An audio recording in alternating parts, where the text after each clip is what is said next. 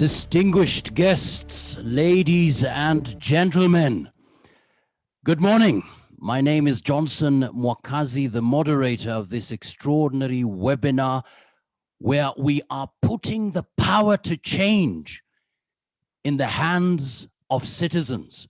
We are saying Karada, Komesha Ufisadi, Komesha Ufisadi.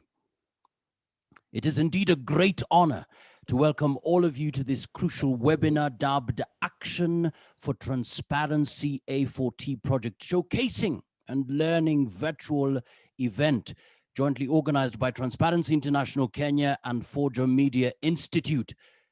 Distinguished guests, ladies and gentlemen, in the pre-digital era, activism involved physical demonstrations in the company of peers and people who believed in the common cause. Now, things have changed. Social media is picking up fast since most of the platforms are free, and it is a wonderful space to share information. And on that note, and before we move on, kindly grab your phone, please. Kindly grab your phone, ladies and gentlemen, wherever you're watching us from. We want to find out where you are watching us from. Please grab your phone. Please grab your phone. Get your phone, get your phone. Thank you so much indeed. Get your phone, get your phone, get your phone. We want to engage you in a moment. All you have to do is just follow the instructions on the screen. It's simple, absolutely simple indeed.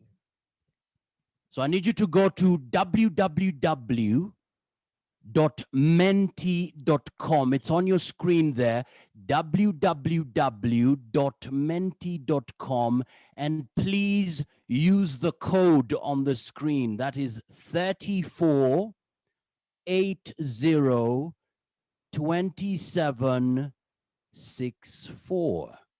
That's 34802764. And I need you to, you will see a thumbs up sign. Kindly click on it.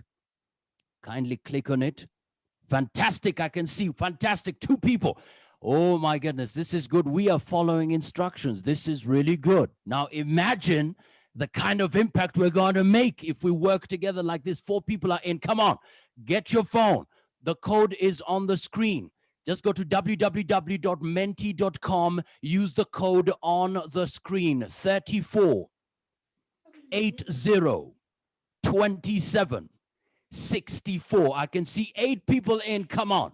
Whatever you're watching from, please make sure that you go onto your phone. We've got 8 people. Let's at least get to 15. Let's get to 15 people. Just get your phone. Get your phone. I know some people are using their phones.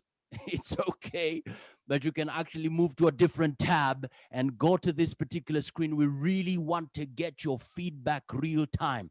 13 people are in. Please, let's go. 2 people. Come on. www.menti.com.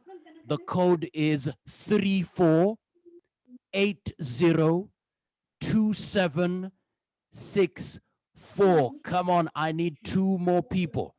Oh, 18. Fantastic. Well done. Well done. Keep it up. Keep it up. Now. Look at your phone. Look at your phone. Look at your phone. Very important. Look at your phone. Look at your phone. I need you to please. What type of organization do you represent? Just look at your phone. Everything is on your phone. On your phone. What type of organization do you represent? We want to get a feel of who is part of this conversation. Fantastic. I can see, oh, civil society, 75%. You're leading. Fantastic. Media is coming up. Fantastic. Okay, academia is taking over. Academia.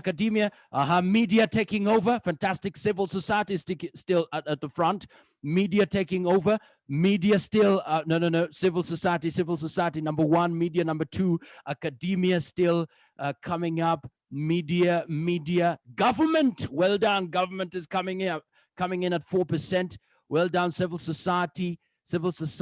Fantastic. I can see other. Okay, we'll find out what other means here. But anyways, civil society at the forefront, media 24%. And if you're still there trying to find out how you can participate, just check on the top of your screen www.menti.com. Use the code 34802764. Okay, we want to close this.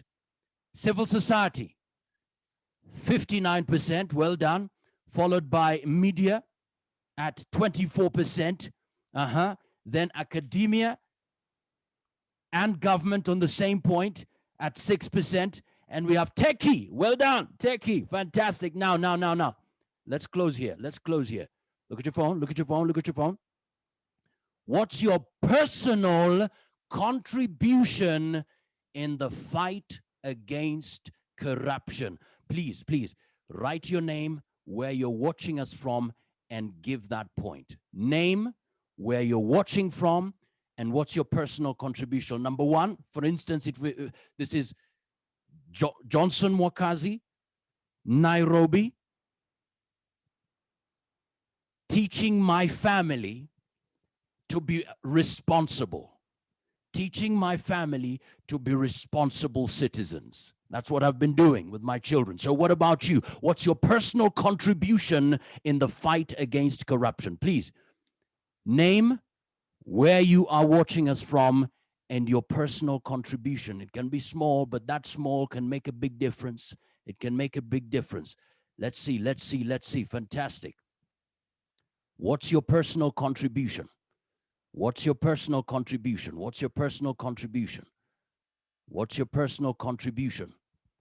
Remember, you can go to www.menti.com and use the code 34802764. Just something short, Your name, where you're watching us from, and what you are doing. Your personal contribution in the fight against corruption. We want to get those comments. And of course, as we continue on, take note of that particular page, because we will be coming back so that we celebrate all the amazing ideas coming through.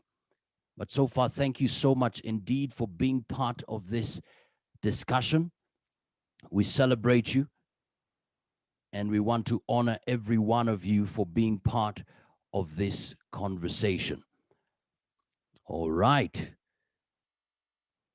Thank you so much.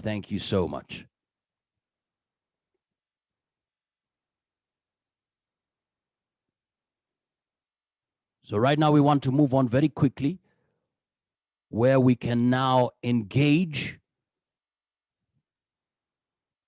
and learn and take this conversation from theory to the practical aspect of it. The reality is, ladies and gentlemen, recently, when the International Monetary Fund was holding a virtual meeting, Kenyans trooped online to protest the move by the lender to give Kenya a 257 billion shilling loan, which also saw an activist arrested and arraigned in court for leading anti-IMF protests online. The Kenyan government has been the subject of social media activism over the country's ballooning public debt, as at this evening, over 185,000 citizens had signed in support of a petition urging the International Monetary Fund, IMF, to cancel a 255.9 billion shillings credit facility. Kenyans on Twitter, through a trending hashtag, Stop Giving Kenya Loans, were questioning the use of past borrowed resources. But on the other hand, pro-government Twitter users were justifying the public debt through a hashtag impact of the loan. Well, you saw that story. Of course, this has now become a norm as more activists and ordinary people choose to vent their anger and push for change through digital spaces. But at the same time, there is need for a more structured, sustainable, and impactful platform. And that is where Action for Transparency, A4T, comes in. You see, Action for Transparency, A4T, is conceptualized as a project to contribute to strengthened democratic accountability and transparency in Kenya through citizen monitoring of government expenditure in order to uncover suspected corruption and mismanagement of public funds. In simple terms, the A4T application empowers citizens to report corruption on education and health institutions using their mobile phones. Now, to give us the welcoming remarks, please welcome the Executive Director, Transparency International Kenya, Madam Sheila Masinde.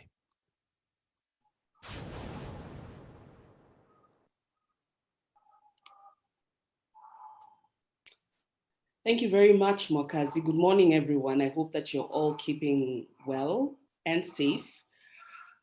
Her Excellency, the Ambassador of Sweden to Kenya, Caroline Vicini, and other partners from the Embassy, of Denmark, represented here by Joseph Kimani. Uraia Trust, I see Caroline Nyamu among the participants. The Office of the Auditor General, represented here by David Cherono. I also see him online. The Nairobi County Health Directorate, the Ministry of Education, our partners from Foyo Media Institute, our A4T journalists, I see a number of them here as well, and mentors, our A4T community advocates, county partners, our techies and other CSOs and partners who have supported our engagements under the Action for Transparency project. Welcome.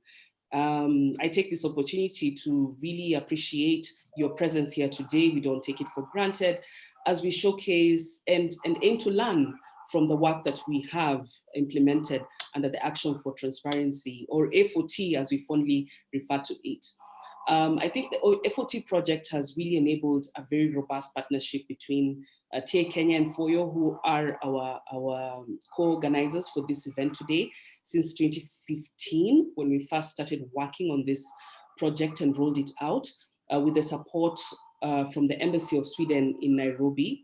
I must say that when we started the partnership with Foyo, we didn't think that we would be able to achieve all that we have in this last 5 or so years, particularly the tech bit.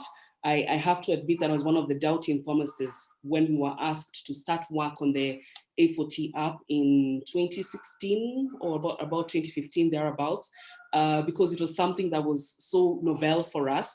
But look at where we are now, and I hope that we'll be able to learn much more from what we've been able to do, from tech to the government engagements, to the public expenditure tracking, to the social audits, and a whole array of other interventions that we've had under the Action for Transparency project in the last 6 or so years.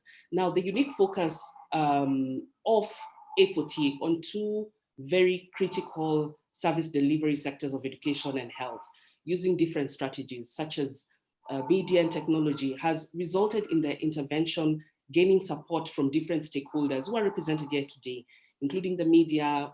We have health practitioners, we have head teachers and parents, and boards of management from the education sector. We have the community-based CSOs and oversight institutions who we have worked with very closely. Now, this network of A4T supporters has enabled us to realize key results in empowering citizens to monitor the use of public resources and report corruption. Now, we started very small, and I must say very conservatively, from a small office in Embakasi sub-county, which is one of the 17 sub-counties in Nairobi. But now the project covers the entire Nairobi County, because when we started, I remember, and we would have the engagements with the Ministry of Education or the Ministry of Health, and one running question would be, why are you only focusing on Embakasi County? I mean, on Embakasi sub-county, come to Lagata sub-county, come to Kamkunji, come to Starehe, and there were so many demands about on where we needed to be with the A4T project, because there was a feeling amongst particularly the education stakeholders that they needed support to be able to enable citizens to monitor public expenditure in the sector. And we took up that call, and we are now covering the entire Nairobi County, all the sub-counties in Nairobi, and we have a presence and also partnerships in 11 additional counties as a result of further support that we received from the Embassy of Denmark through Uraia Trust about 2 or so years ago. Now, the project has been able to create and roll out a number of ICT platforms, including a mobile app, which collects and publishes information on public expenditure in public primary schools and health centers. If you don't have the app on your phone. I hope that you'll be able to download it before the end of this session. I'm sure Mwakazi and my colleagues will be able to demonstrate how you can do that, or just share a link online on how you can do that. Now, in addition to collating and making public information easily accessible, the app and the A4T website have a function for citizens to be able to anonymously report suspected cases of corruption. You do know that very many Kenyans do not report cases of corruption that they witness. In fact, as per our last research through the Kenya Bribery Index, we have only 13% of Kenyans who will come forth with a report of corruption. And so it is important that they are provided for with various avenues through which they can be able to report corruption. And we're happy that A4T is among these avenues that has been provided for citizens to be able to anonymously report suspected cases of corruption. Now, these reports that we have received through the app have been used by journalists who have been engaged in the project to expose accountability issues affecting citizens and embolden members of the community to play a more active role in public participation discussions, for instance, on the budget and other advocacy initiatives, as some of them will highlight today. I don't want to spoil the party, and I'll let them speak for themselves and give their own testimonies of how they've been able to work with A4T to monitor accountability. We believe as TIA Kenya that this project remains very relevant to our work, but not just to our work, but in the current context, looking at the context of or the rate of corruption in this country, we believe that A4T remains very critical, particularly through the focus on health and education sectors. Because as you can see now, we are trying to get the country back on track, back on a firm footing towards socioeconomic recovery in light of the COVID-19 pandemic, and which we continue to see its impact day by day. And we must admit that the health and education sectors are among the sectors that have taken a huge beating from the COVID-19 pandemic. So we believe through A4T, the work of A4T remains very relevant, particularly as we strive to get back to the path of development. And without doubt, we believe that accountability is a key prerequisite in achieving Kenya's developmental goals through these sectors, through health and education sectors. And therefore, the action for transparency interventions remain very relevant. Allow me to use the word, in vaccinating these sectors against corruption. So for us, we as TIA Kenya, we remain committed to continue to champion the fight against corruption through the work of the action for transparency. And we therefore hope that today you'll have an opportunity to learn and identify areas for continued engagement and partnership with the Action for Transparency project. And through that, we'll be able to live up to the A4T mantra that is putting the power to change in the hands of citizens. I want to end there and really just welcome you to this event. Thank you so much for your time. Karibuni sana, and enjoy the event. Thank you. Wow, excellent. Thank you so much indeed, Madam Sheila. Indeed, the A4T project is a unique project bringing together partners from Kenya and Sweden, specifically targeting two sectors, education and health. And of course, as you heard there, the project has so far grown from being implemented in only one sub-county in Nairobi to the entire sub-county, to the entire county of Nairobi, to now having presence and partners in 12 counties. And of course, a very powerful statement there.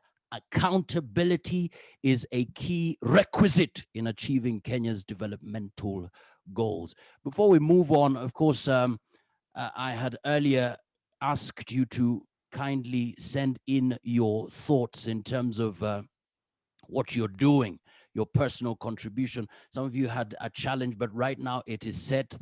It's www.menti.com. Just go to your phone once again, and the code is 34802764. Just look at your phone. Everything is now set. Everything is set. You can simply go submit your name, the place you are watching us from, and of course your comment before now we get into the nitty-gritties of the A4T project. So there we have it. So you can do that at the comfort of your phone, wherever you are. We'd love to read some of the comments coming in. Of course, we'll be checking more and more as they come in. Just to remind you, earlier on, we had the types of organizations, civil society taking the lead, And now, what's your personal contribution in the fight against corruption? Because this has to be a personal contribution, even as we're talking about the A4T project.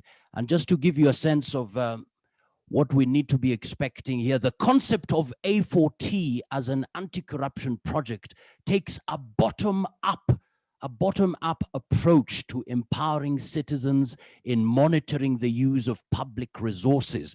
And right now, as we move on, to engage us more on the A4T concept. And of course, already I can see here one comment: working in civil society and contributing using my skills to fight corruption. Well done. We would love to know who this person is. And of course, where you're watching from. Somebody else here says, advocating for openness on the budget expenditure, especially the health budget at the county level. Well done. Remember, you can post your comments there. What is your personal contribution in the fight against corruption? And it's menti.com. The code is 34802764. I can see more comments coming in. Working to push for policy change and empowerment of citizens. I am equally a non-player in bribing or corruption. Well done. Challenging the status quo. Fantastic.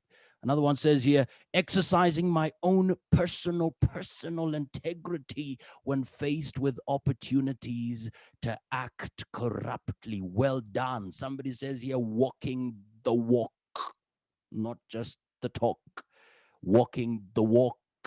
Another one says, ensuring that transparency and integrity begins with me. My goodness. Very quickly, let me just take a look at some of the comments here. All right, Dennis Mbai, thank you, from Nairobi. As a journalist, I don't take any money or gifts from news sources. I also sensitize fellow journalists to be men and women of strict integrity. Fantastic, Dennis. Ensuring that transparency and integrity begins with me. Fantastic. We have developed a platform.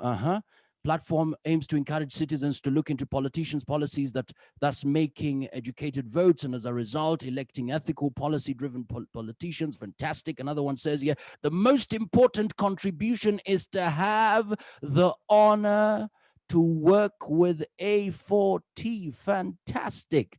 We have Joseph Kabiru. Fantastic. Leading advocacy campaigns against the vice. Let me just take maybe two more.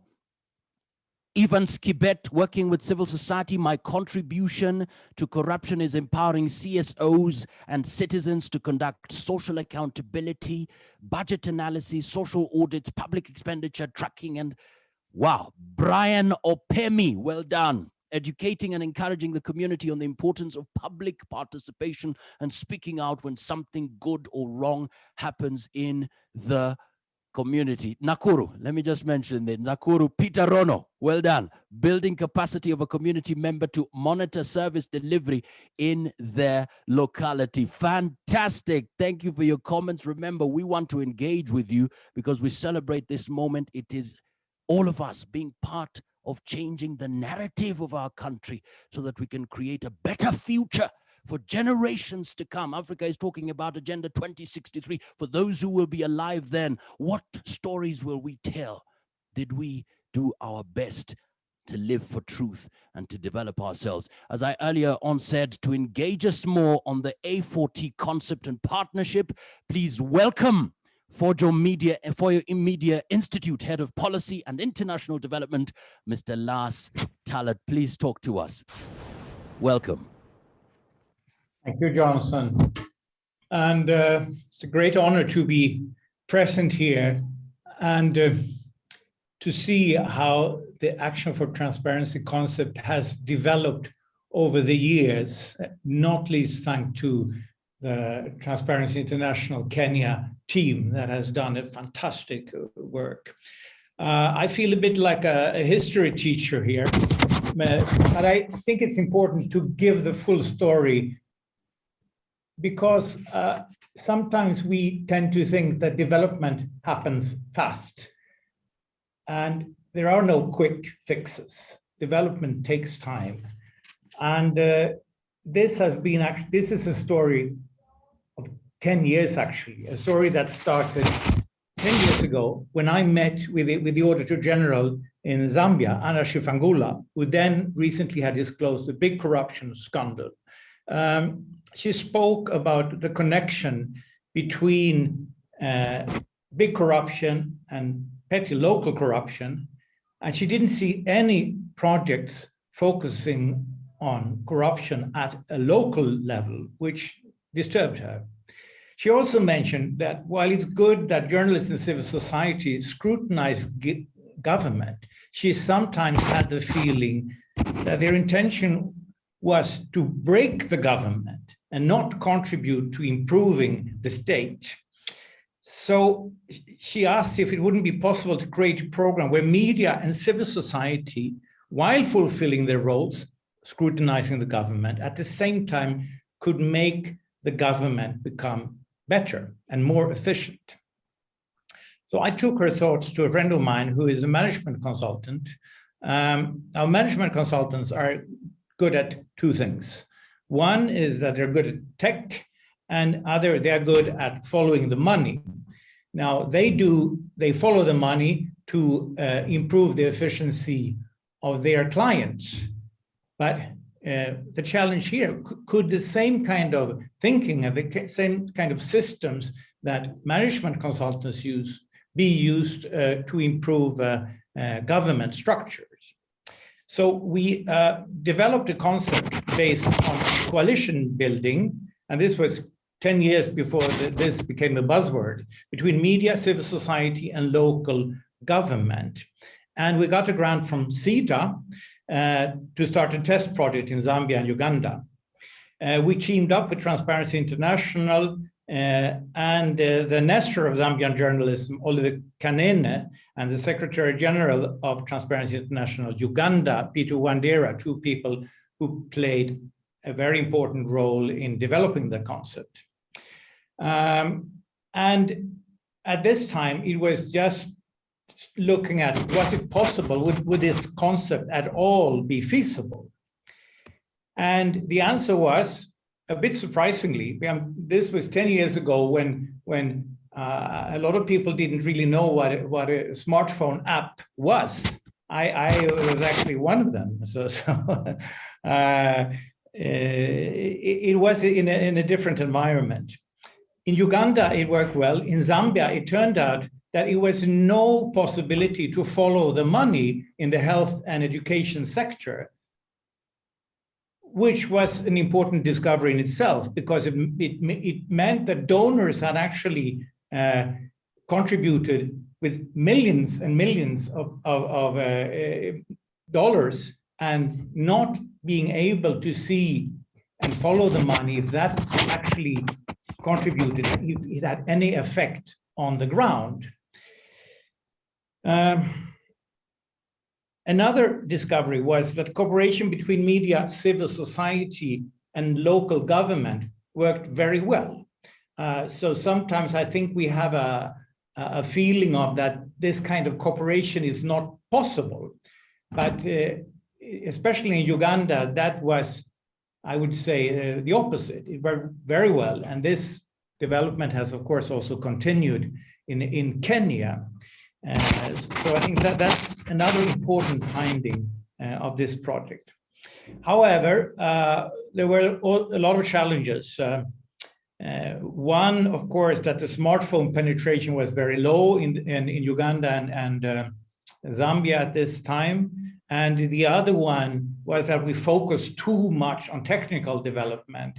As another lesson learned, that sometimes there's an overbelief in tech solutions. Tech solutions are extremely potential, but only if they are combined with public awareness campaigns. And I think that the Kenyan team has really showed this and has taken the public awareness campaign to a different level, engaging citizens, engaging civil society organizations. So with additional Swedish funding in 2015, we started the project together with Transparency International Kenya in Kenya. And now the concept and the project really took off. As mentioned, we started in the Embakasi sub-county, and now we cover all the sub-counties in the Nairobi County. We introduced several new features, one of them being the social audit, where citizens themselves audit local government, schools and health centers and are engaged in the auditing. We developed awareness campaigns, and we moved all technical development to Kenya. We started actually the technical development in India, and we moved all technical development to Kenya. And we introduced a grant and mentorship program for journalists. Journalists had been included in the concept from the very beginning, but it was only when the Kenyan team introduced the grant and mentorship program that we really could make use of all the stories on suspected corruption that the Action for Transparency project revealed. And now, as a final step, it's the Media Tech Hub that you will hear more of later on during this session. So as you can see, the Action for Transparency concept is constantly being developed and being improved. It's a versatile concept built on improving conditions for citizens, but also strengthening not only media and civil society, but also strengthening local government to do a good job. And it's my sincere wish that there is now a possibility to continue to develop and expand this concept. And I would just like to say my thank you to the Kenyan team that has been so successful in doing this. Thank you very much. Thank you so much indeed, Mr. Nas. As you said it, development takes time. There are no quick fixes. Thank you so much indeed for noting that. And of course, the revelation that actually scrutinizing the state could actually make it better. And thank God most people now know and own smartphones. Mr. Las, we celebrate you. Thank you so much indeed. And of course, a word there for techies, tech solutions combined with public awareness campaigns. That's actually the way to go. And that's how we put power, the power of change, into the hands of citizens. Ladies and gentlemen, we want to move on very quickly to our next speaker. We were expecting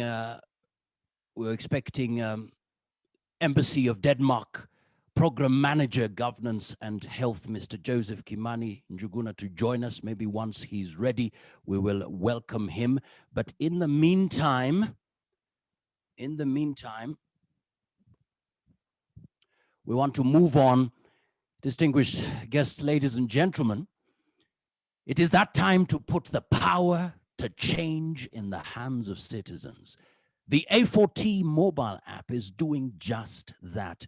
Now, to take us through the journey of understanding the A4T project showcase, please, ladies and gentlemen, welcome this gentleman, TI Kenya Program Officer, Mr. Titus Gitonga. Welcome, karibu sana.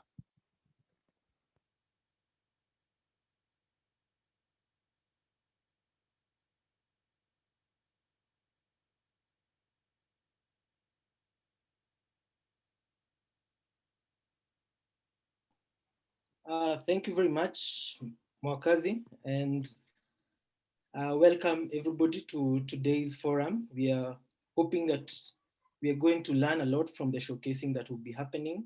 And just to set the pace for some of the stakeholder experiences that we will be sharing, I'll be doing a very short presentation on the Action for Transparency project. And in this sense, also do a disclaimer that under different circumstances, we would have had so much to share, but in the 2 hours, because we are doing this online, then we'll share just a bit of what we have done under the project, but we'll definitely leave you with information that you can get to know more about the Action for Transparency project. So going right into it is that you've already heard that we have two partners in the Action for Transparency project, that is For Your Media Institute and Transparency International Kenya. And we can see that we play a complementary role in terms of For Your giving the guidance on monitoring, evaluation, and use of other public or use of other platforms for media development, whereas we have TI Kenya doing the implementing in Kenya and running the project, including everyday monitoring and reporting on the impacts of the project. So like you've heard, our biggest aim is to contribute to strengthened democratic accountability through citizen monitoring of government expenditure, which is very important during these times when we are all very concerned on utilization of public funds. And we use several tools and strategies to accomplish this. And among these, of course, we have social accountability tools of public expenditure tracking, social audits, public participation, and also we strengthen or empower duty bearers and also right holders in performing these social accountability duties. And we also enhance access to information in budgeting at public primary schools and health centers. And we use the ICT platforms to enable citizens to access this information. We also support reporting corruption anonymously through whistleblowing on the app that we have mentioned, and also media development and advocacy through capacity building, offering grants and mentorship for journalists.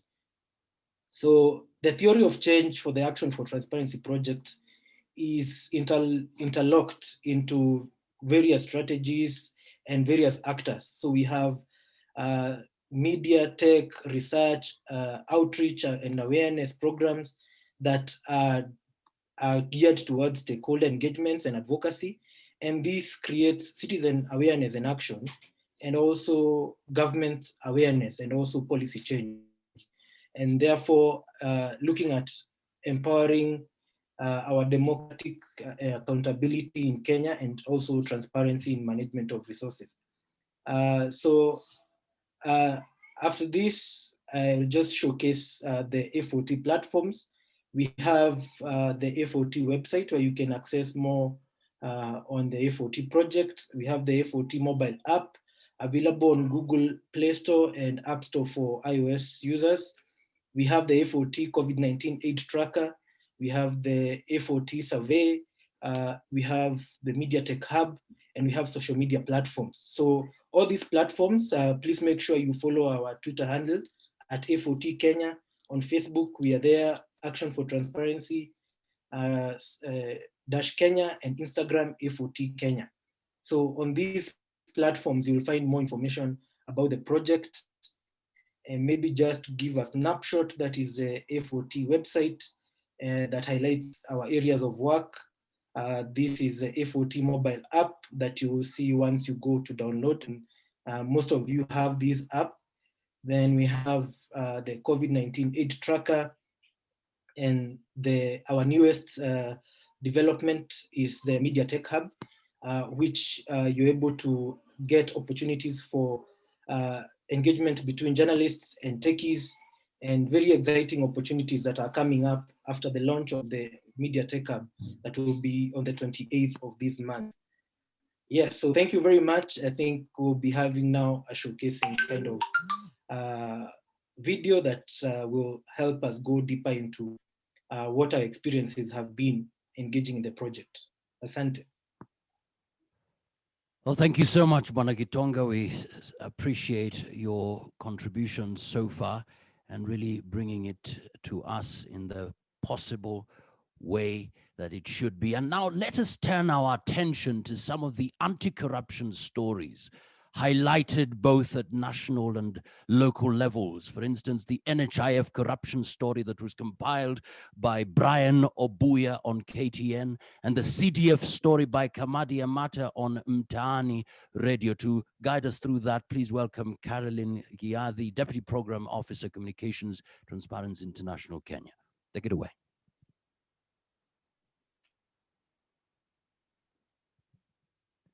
of children who do not have access to education. According to Wangari, corruption has adversely ailed both the education and health sector. Hiyo training ya A4T ilinifanya kidogo nikakuwa na shida, kwa sababu wakati ile shule nilikuwa sitaki kusema,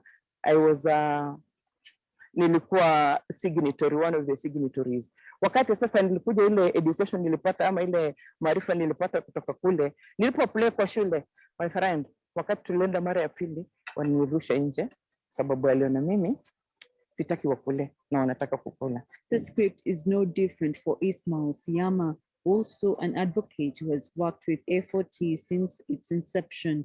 Despite the shortcomings influenced by corruption in Nairobi, the A4T project has brought about more benefits at the community level, with the majority of Kenyans who living in one of the largest slums in Africa, Kibera, now able to report on any case of corruption via the application on their smartphones. In the education sector, we have a lot of people who have the A4T app with them. In the health sector as well, we have, because like in Kibra here, we have a government health facilities, not just one, not two, I think about 3 of them. And the main one is at the DCs. Okay, the DC compound there is a place that has a lot of activities going on, including health and education. So when you're there, when I visit the dispensaries once in a while, I'd share with people. Realize that we've been able to create a lot of awareness to members for them to know their rights and how best they can be able to participate in budgeting processes and be able to help in tracking the expenditure for the money. In terms of schools, you realize that many past years, you could see money has been allocated to schools, but no person is able to follow up. But after training the board members and the facility committee members, we are able now to follow it up and know how much has been allocated for this particular year. One of the community members, Bradley Ouna, also a human rights activist working with the Action for Transparency project, speaks of the challenges he has had to go through in the fight against corruption while fighting for the rights of his community members. Embakasi West, the year 2014-2015, Embakasi West National Government CDF, they've received more than 100 million, but there was nothing to show on the ground. Now, because these things requires a lot of expertise and issues to do with the auditing and all that, I also raised the issues Transparency International to do one of their staff, Mr. Komu. They brought people on the ground. So I began auditing. We were doing social audit on the CDF disbursement of fund. Other stakeholders involved are Board of Management teachers who have previously complained of the lack of involvement in the school budgets, while funds from the government to schools are not properly accounted for. Lillian, who is the BOM Vice Chair at Kinyanjui Primary School here in Nairobi, says the A4T project has assisted in the auditing of funds, which has been an added advantage for the school in receiving enough reading material. Kinyanjui Primary School is just one among other schools which have directly benefited from the Action for Transparency program. The BOM teachers, however, insist that more funds would be a plus in ensuring a majority are trained, still in a bid to fight corruption in public schools. But so far, so good. Most of our schools also, you find that the head teacher will always alert the Board of Management, telling them that this is the money that we have received. And since some of us are signatories to the accounts, we can always verify that with what she normally tells us. So there's a lot of transparency in the schools. At the county level, Dr. Gregory Ayanga, who is in charge of county health services in Nairobi, advocates for more A4T trainings at the public health facilities, as he notes the positive effects they have had on financial plans in various facilities in the Nairobi metropolitan area. So basically, there's been meetings, engagement meetings with stakeholders. We have also had, meetings with the stakeholders and more so in the public participation, whereby we have organized and the TI has come in handy, really to stress the point that we should be able to manage finances, especially finances, prudently, so that we are not involved in corrupt practices. One of the partners, Uraia Trust, have partnered with the project in enhancing use of ICT tools to report on corruption in the health sector within 12 counties. One of the successful ones was that we were able to petition the county government to employ staff to improve health service delivery. A total of 75 nurses were deployed in the 7 sub-counties of Kisumu as a result. Among other community projects that the A4T program has impacted at the community level is through public forums such as the integrity walks and roadshows. Among the key areas that have been well impacted by the A4T project in the country is the mentorship program, which is meant to expand the capacity of journalists through various trainings on investigative journalism and the provision of grants that assist in the execution of the stories. One of the mentors, Wellington Nyongesa, says investigative journalism has immensely played a huge role in the fight against corruption. And even at a time when the world over is grappling with the COVID-19 pandemic, there are people who have well taken advantage of the taxpayers' monies. The nature of journalism itself. It has very few institutions that can fund news gathering, investigative journalism, and all the other work that we do.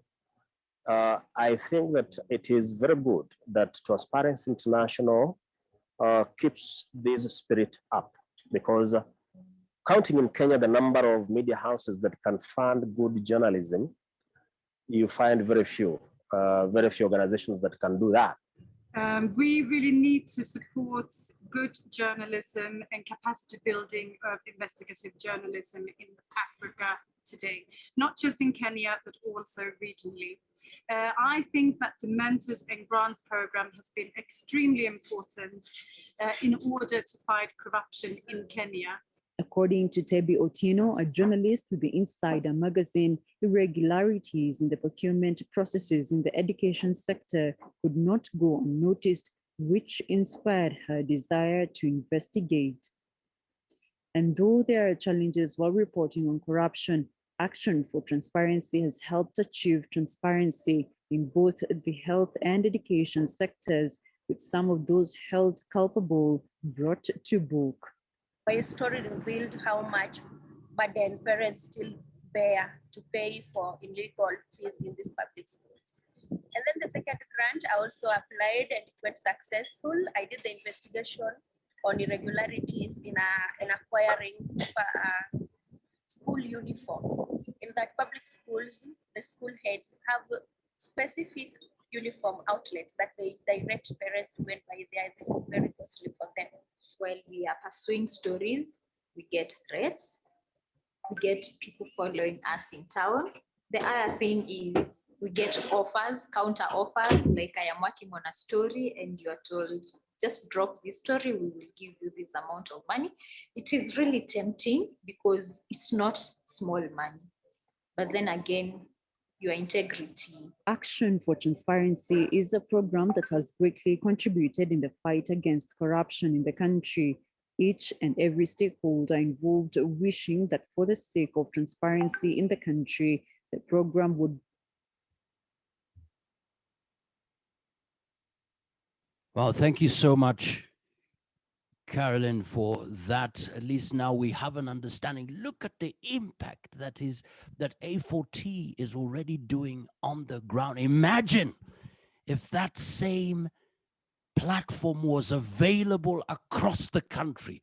We'd be talking about a totally different country here, ladies and gentlemen. So well done once again.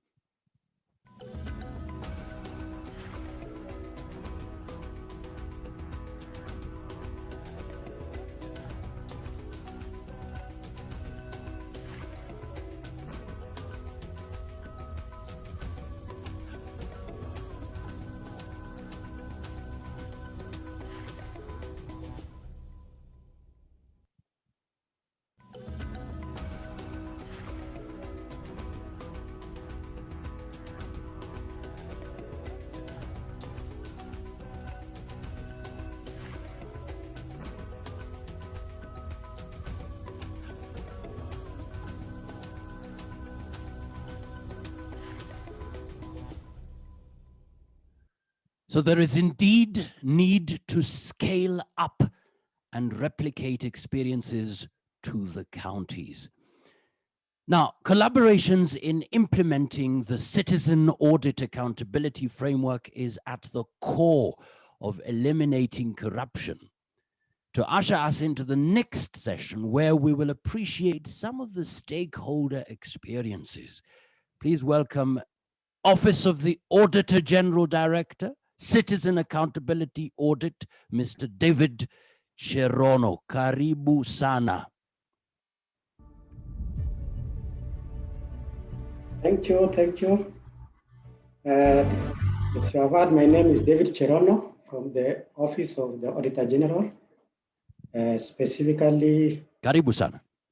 Thank you, Johnson. Good morning, everyone. Good morning. Good morning. Yeah, as you have heard, I'm from... Yes, Bwana David, we can hear you. We can actually see you clearly. You can go ahead and talk to us. Thank you, Johnson.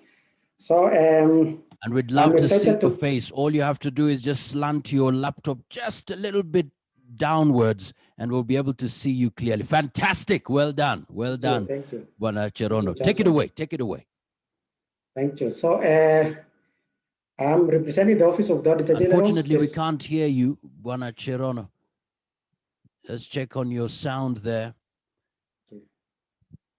Let's check on your sound. Thank you so much. All right. Just a minute. Once you're ready, just say a word and we will be able to hear you clearly.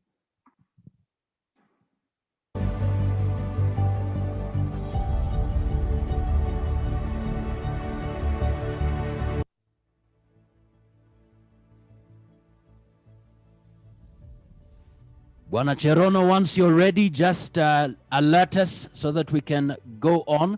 Or maybe let's have our next speaker, then we can bring you in. Bwana Cherono, are you ready? I can see you're muted. Bwana Cherono, I can see you're muted. Yes, I'm unmuted. I don't. Fantastic. Okay. All right. Let's talk to us. Talk to us, Bwana Cherono. Go ahead. Yes. Good morning, everyone. Good morning. Okay. We can hear you. We can hear you clearly. Karibu sana. Okay. Thank you. So, as I've said, I'm representing the Office of the Auditor General, specifically under Citizen Accountability Audit. This is a new initiative. As you are all aware that the Office of the Auditor General is mandated to carry out audits, which are different types of audit, starting from financial, compliance audits, forensic audits, and other specialized audits. And the new initiative called Citizen Accountability Audits will leverage on 4 pillars. One of it, of course, is now what we are calling it Citizen I, which will be a mobile application. Okay, fine. I hope I'm audible. Yes, you are, Bwana Cherono. Go ahead. Okay, thank you. So Citizen I will be enable the citizen to be able to provide citizen with interactive platform so that they can be able to air their concerns and accountability issues. And this will play a very critical role because as we do the audits, we normally carry out what we call risk-based audits. And this information will be able to fit into our planning and we'll be able to zero in our audits to be able to target where the citizens are concerned.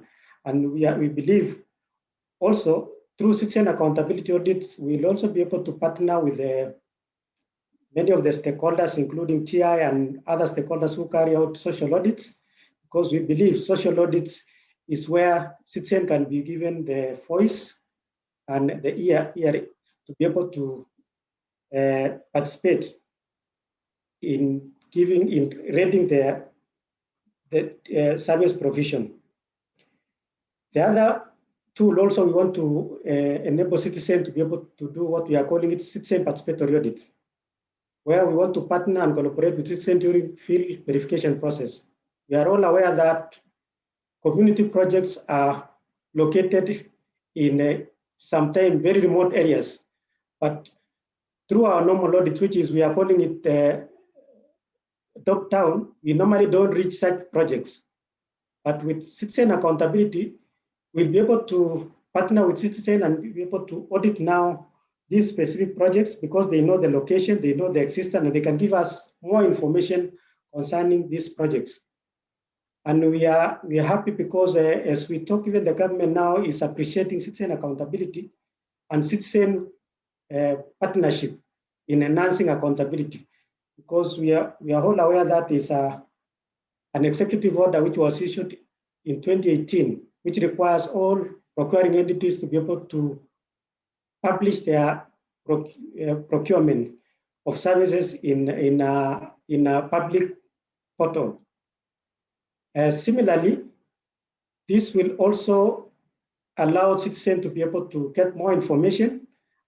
And the other day also there is a directive by Treasury that was the 9th of March this year, where all public entities are required to be able to display what we are calling it accountability board, where they need to disclose the scope of any public project in terms of if it is infrastructure project, so that they disclose the scope, they disclose also the contractor, the amounts, and even the timelines. And this one will put the power to the hands of the people. Because one thing which when we are carrying out the pilot of citizen accountability, one challenge which we found out is that citizens are not in a position to effectively participate when they lack such information. But when they have such information, which we know, we all understand that information is power. And what we are saying now is the government has enabled citizens to be able to play a very critical role in enhancing accountability.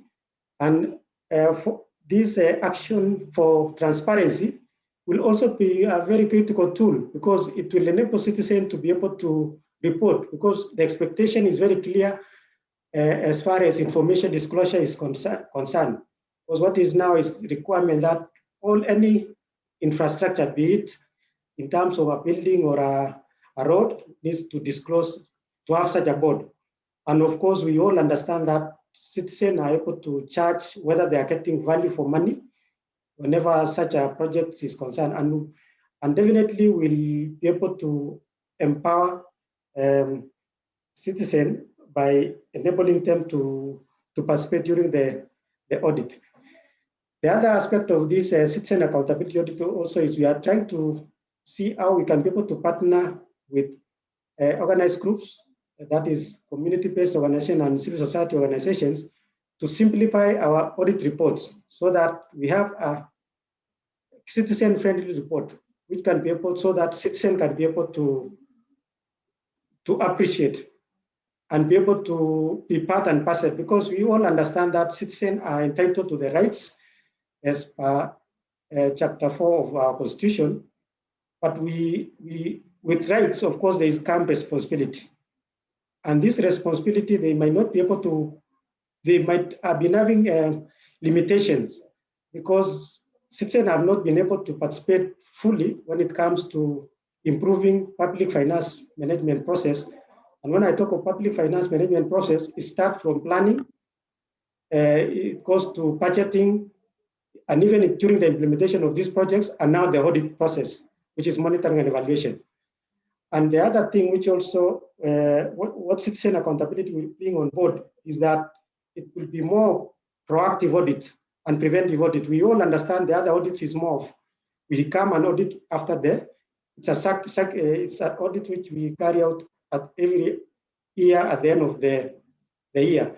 But citizen accountability will provide an opportunity to be able to carry out audit on continuous basis on the need, especially on areas of concern, and will be preventive, because we all understand when those people were at the intention of doing mischief, when it comes to public resources, they'll think twice when they know the citizen have been provided with such a tool like action for transparency, and even the citizen eye in where we want to leverage as an office, we want to leverage on mobile technology and the internet so that the citizen can be able to raise their concern on continuous basis. That is which can be interactive in terms of at any given time we should be able to receive information pertaining projects which are being undertaken. And this will, of course, be able to improve our audit because we'll be able to see exactly all the projects which are especially dear to the communities. Because when you look at the other audits, we normally carry out as per sectors, but citizen accountability audit also want to zero into community-based, community-driven development projects, which touches more on education, which are at the grassroots. We also know public health. We also have water projects and even infrastructure, which whenever we do the other audits, of course, because of the standards and principles of our audits, might not be able to reach because of what we are calling it materiality, but citizen accountability will be able to reach the grassroots in terms of assessing whether we are achieving the intended objective of public funds. Because why this audit came about is that we might be doing the financial audits, compliance audits, and other audits, and you all understand when it comes to records, people can record and still comply with the rules.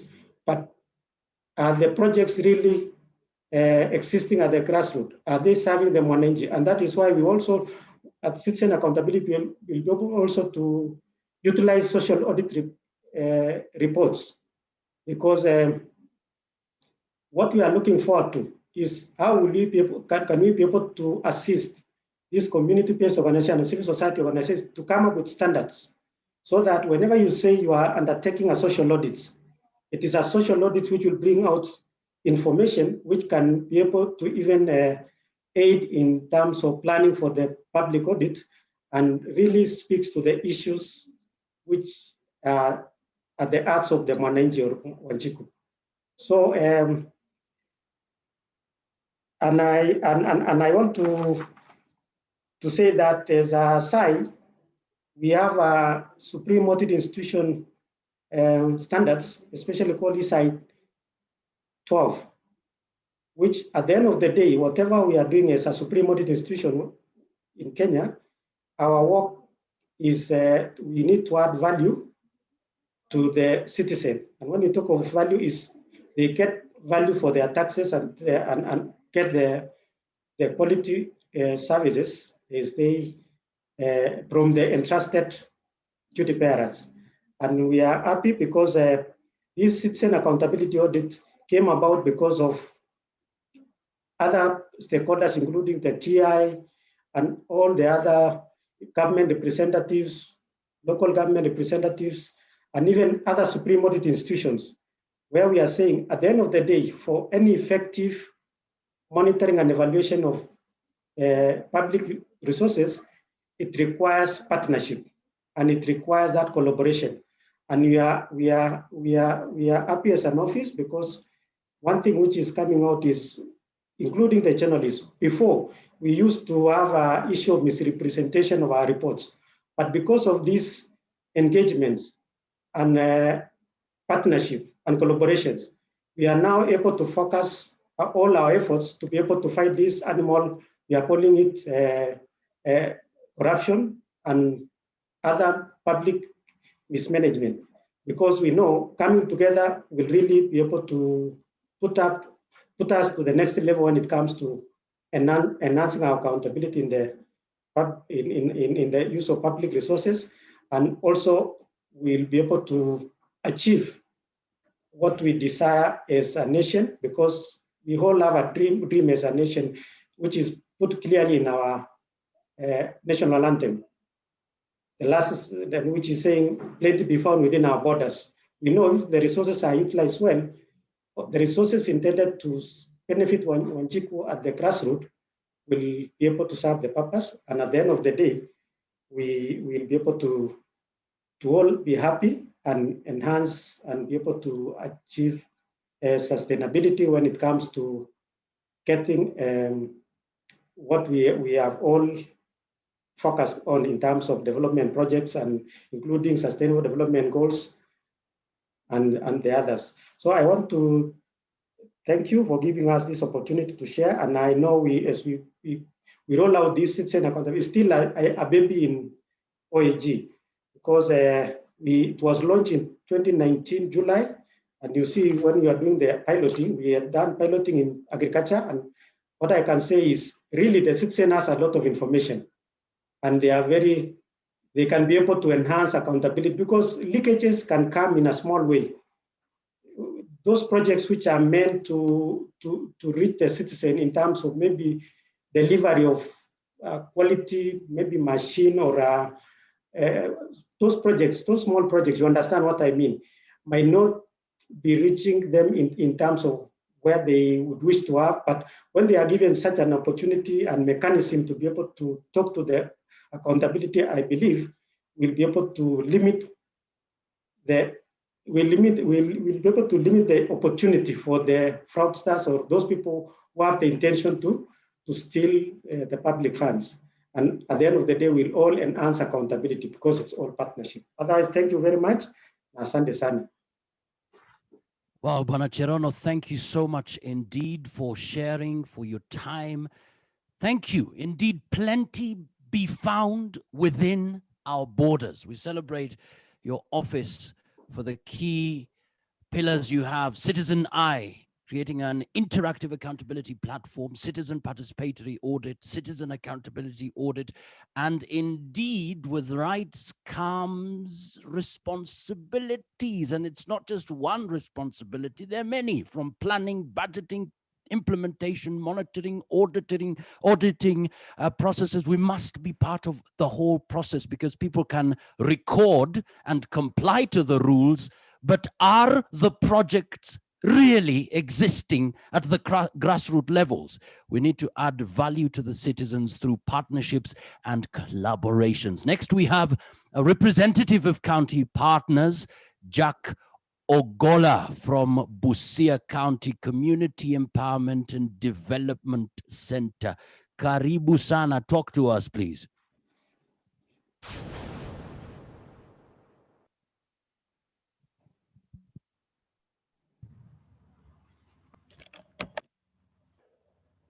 Yes, Bwana Jack. Thank you very much. I hope I'm audible. Excellent, you are.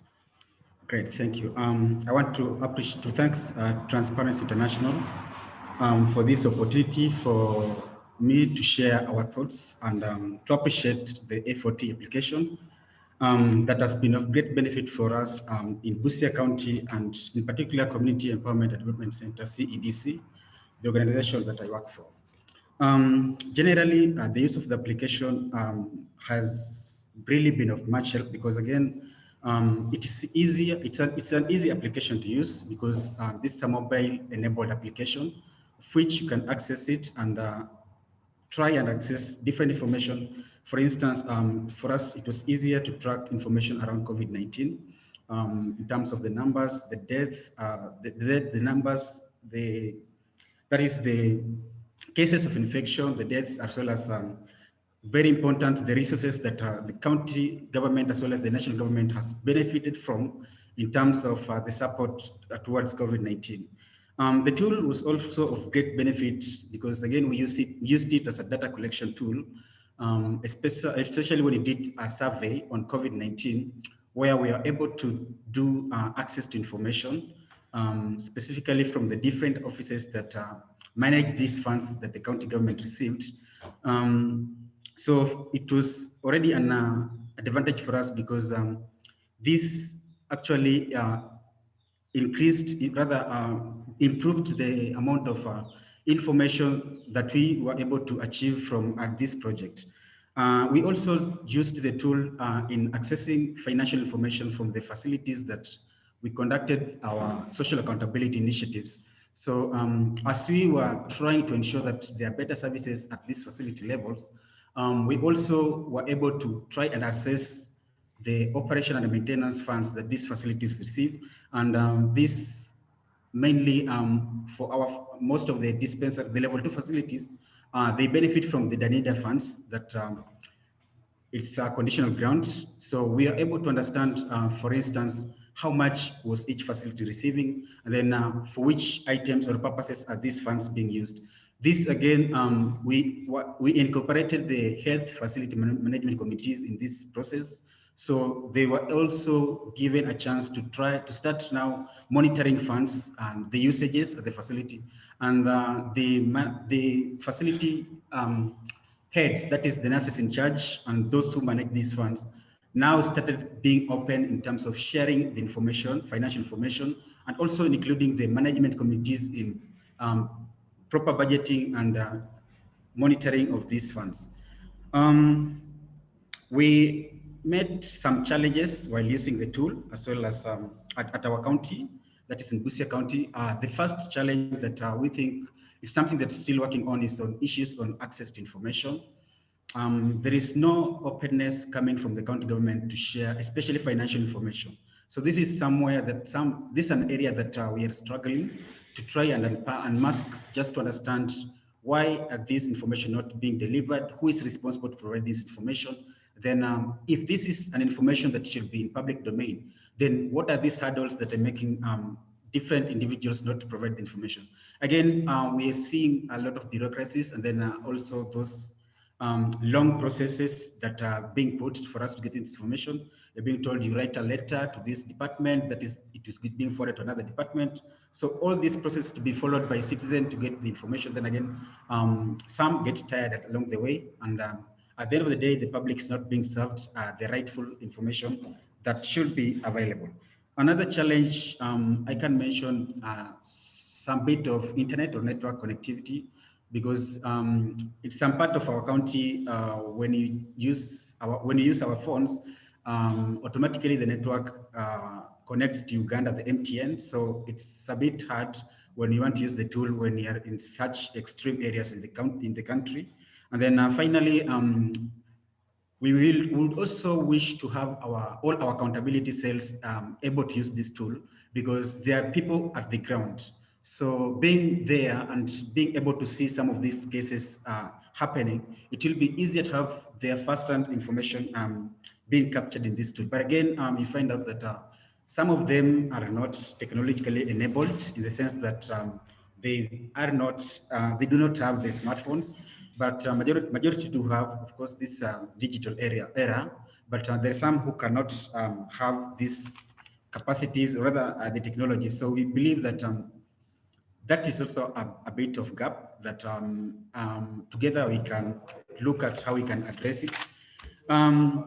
Something that I can recommend based on what you've done is that using this tool, we saw people, especially the health facility management committee, being active in trying to push for accountabilities at their facilities.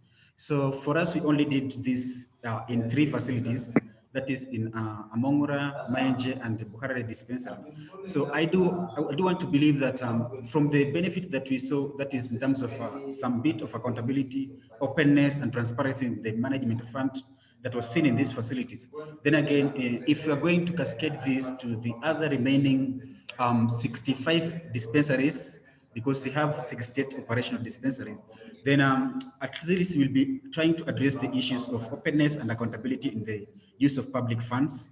I also want to believe that there are some people in the government whom I can call activists in the government, who believe that, who see these corruption cases, and they are willing to report these issues. So I know even in Busia County, we have this kind of characters or other people. And you remember in our county, sometimes back, we had like the finance office being burnt down, just the office that held the document for the procurement and all that was burnt. But the other part of the office of the governor remained untouched. So I know And we also want to believe that there are some people who have information and they're willing to share. So still the problem of whistleblowers protection need to be there. As much as we are having an application that is anonymous, then again, it's good that as much as somebody is giving the information, he's also able to verify this kind of information, so that we don't want also to end up in a situation whereby people are being demonized for doing their citizen duties. So it will be of benefit that we see how, again, we can incorporate government officials in this tool, so that those people who have information can easily share the information and freely with us.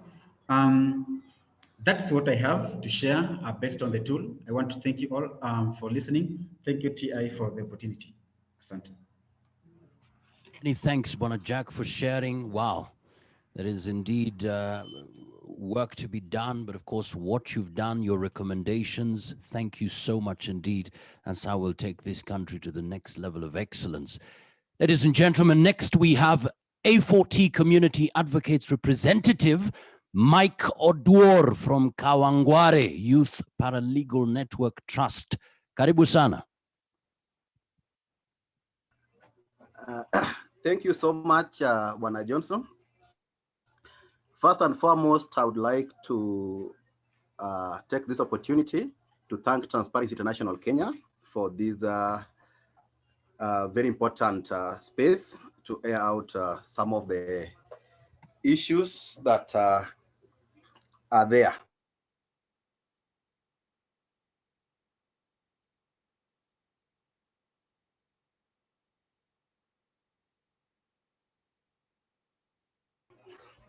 Hello, can you hear me? We can hear you clearly, Bwana Mike. Continue on. Thank you so much. I wanted to say that first and foremost, I would like to appreciate TI for giving me the opportunity, as well as Michael being one of the first trained A4T advocates under the program of A4T program within TI. As an advocate, I have interacted with the A4T for quite a number of time, close to 5 years or so. And we have managed to do quite a number of programs and projects. And I want to take you back a bit, Bwana Johnson. From the initial stage, there was a project called Know Your Rights and Follow Your Money. I think it was under the A4T program. As an organization, we took up this initiative as KPAT on Know Your Right and Follow Your Money. And we did a lot of sensitization on this aspect within the community. And one of the issues that were coming up, and of course were resonating with what Transparency International Kenya was advocating for, on areas of health at the county level and education at the ECD, which is the county level.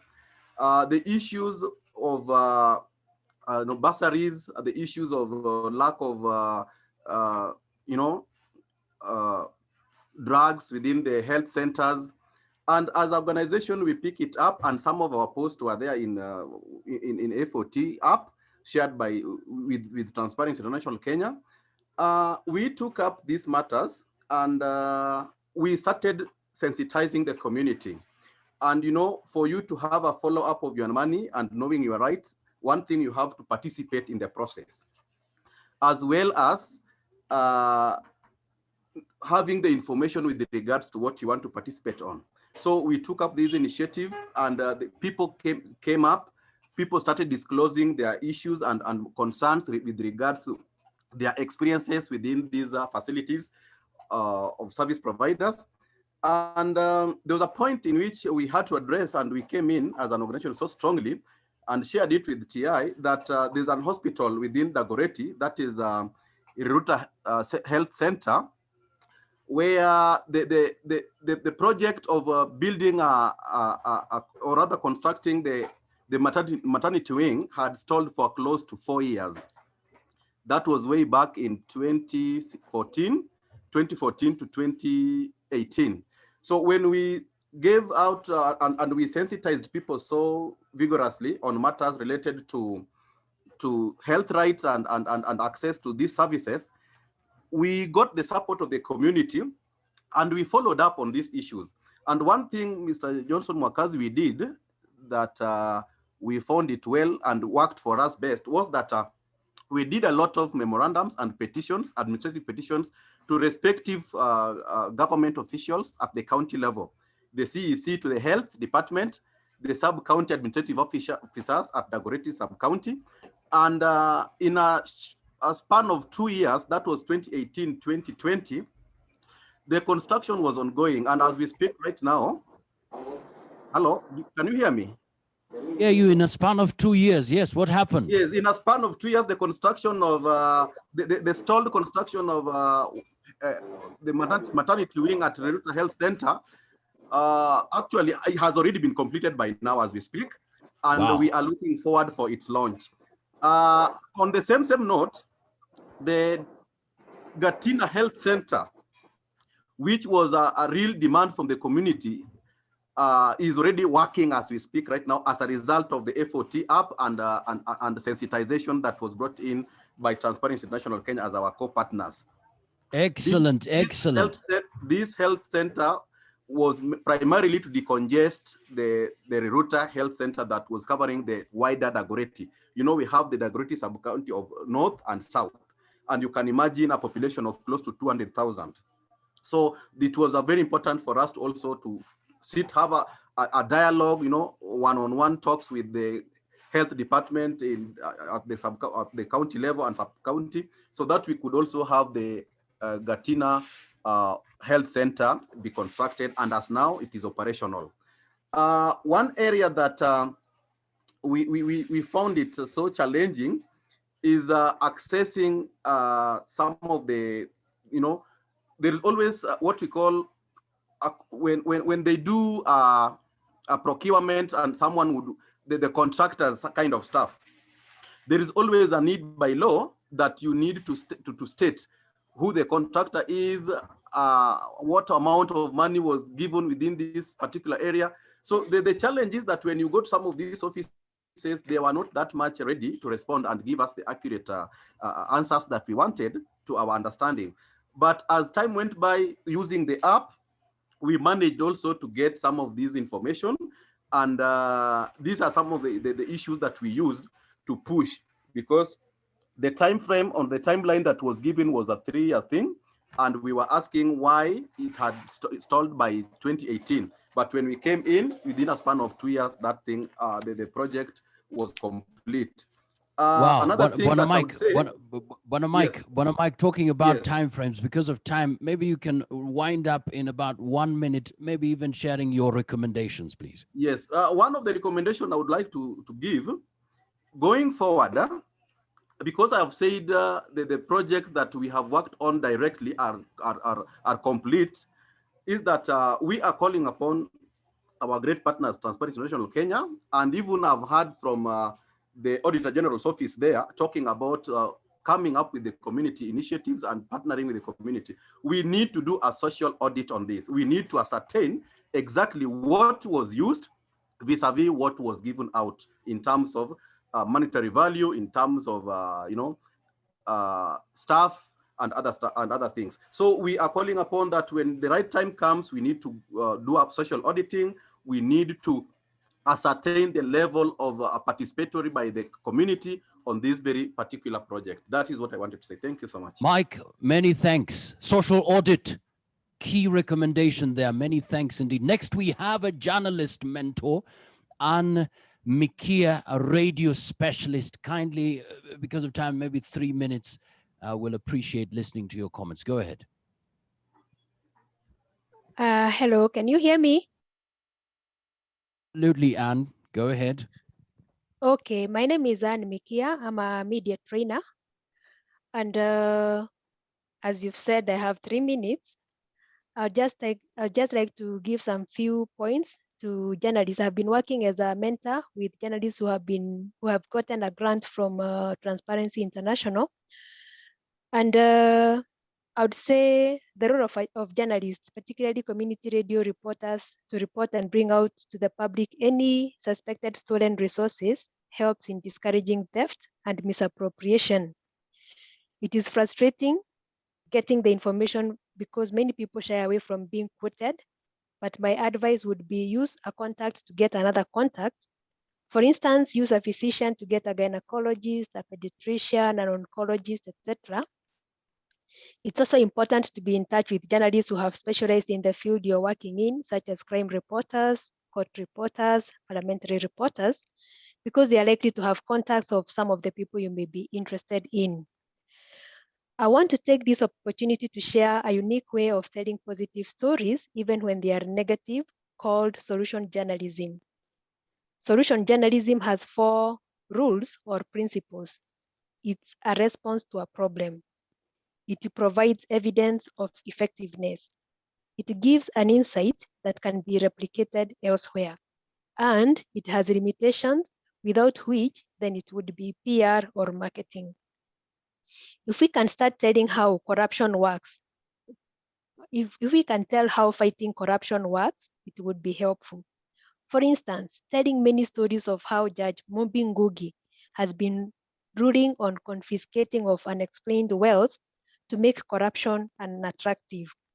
Such stories would indeed show that something being done would indeed show that something is being done, and this would be palatable to the audiences than just telling them how much we are losing without offering any solution in sight. Why I'm advocating for solution stories is because research has shown that many people have stopped watching news because they are just negative and their audiences feel helpless. And I think that makes it.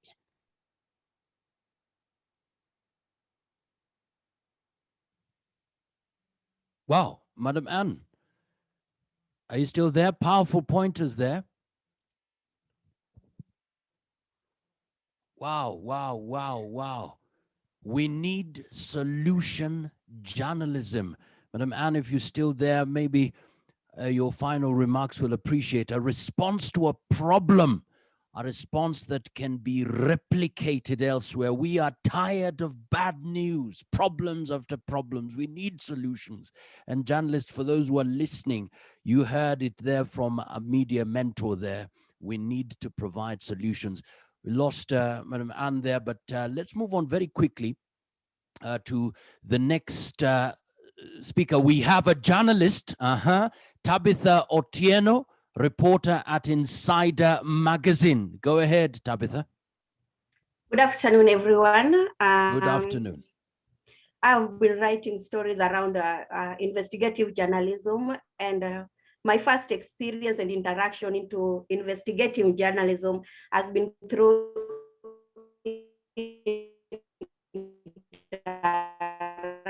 Transparency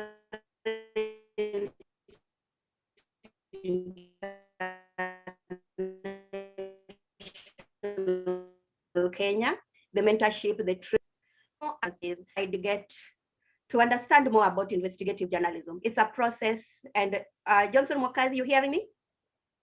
I saw you holding the microphone. Yes, we can hear you now. At the beginning, we missed you. Maybe you can take it up again. Your experience, how has it been? Go ahead. All right, thank you so much. I will say the more I write stories on investigative journalism, the better my skills improve. And my first interaction with the investigative journalism was through Transparency International Kenya that introduced me into this sector. And mentorship, training, and also provision of story grants have been the success to me writing stories around investigative journalism. I will say corruption in Kenya is everywhere, and it's more at the grassroots level. That even people who are doing this in the grassroots levels, they have the technique that they make sure no documentation is done. So it really becomes hard when you say, now we want to hold you accountable, even to those who are involved. For example, a school that will contract a local supplier of school uniforms. It's a deal that is made as friends. So even if you go to the sub-county level, Director of Education has no idea about this contract because it was not put into paper. The other thing that is becoming difficult is getting information from the reliable people. Talking of the government agencies, when you need information, it will be a real process. And I will say we are heading the right direction through working together with Transparency International Kenya and also the other mentors and also the trainings that they are offering. So to me, investigative journalism is the right way to go. And the other thing I will say is the training that has really worked for me as a journalist is the training on data journalism that Transparency International has taken me through, because we need data and there are different ways to get data. So if you tell a story using data, it kind of gives the story more power and it calls for accountability onto it. Thank you so much. Good afternoon, everyone.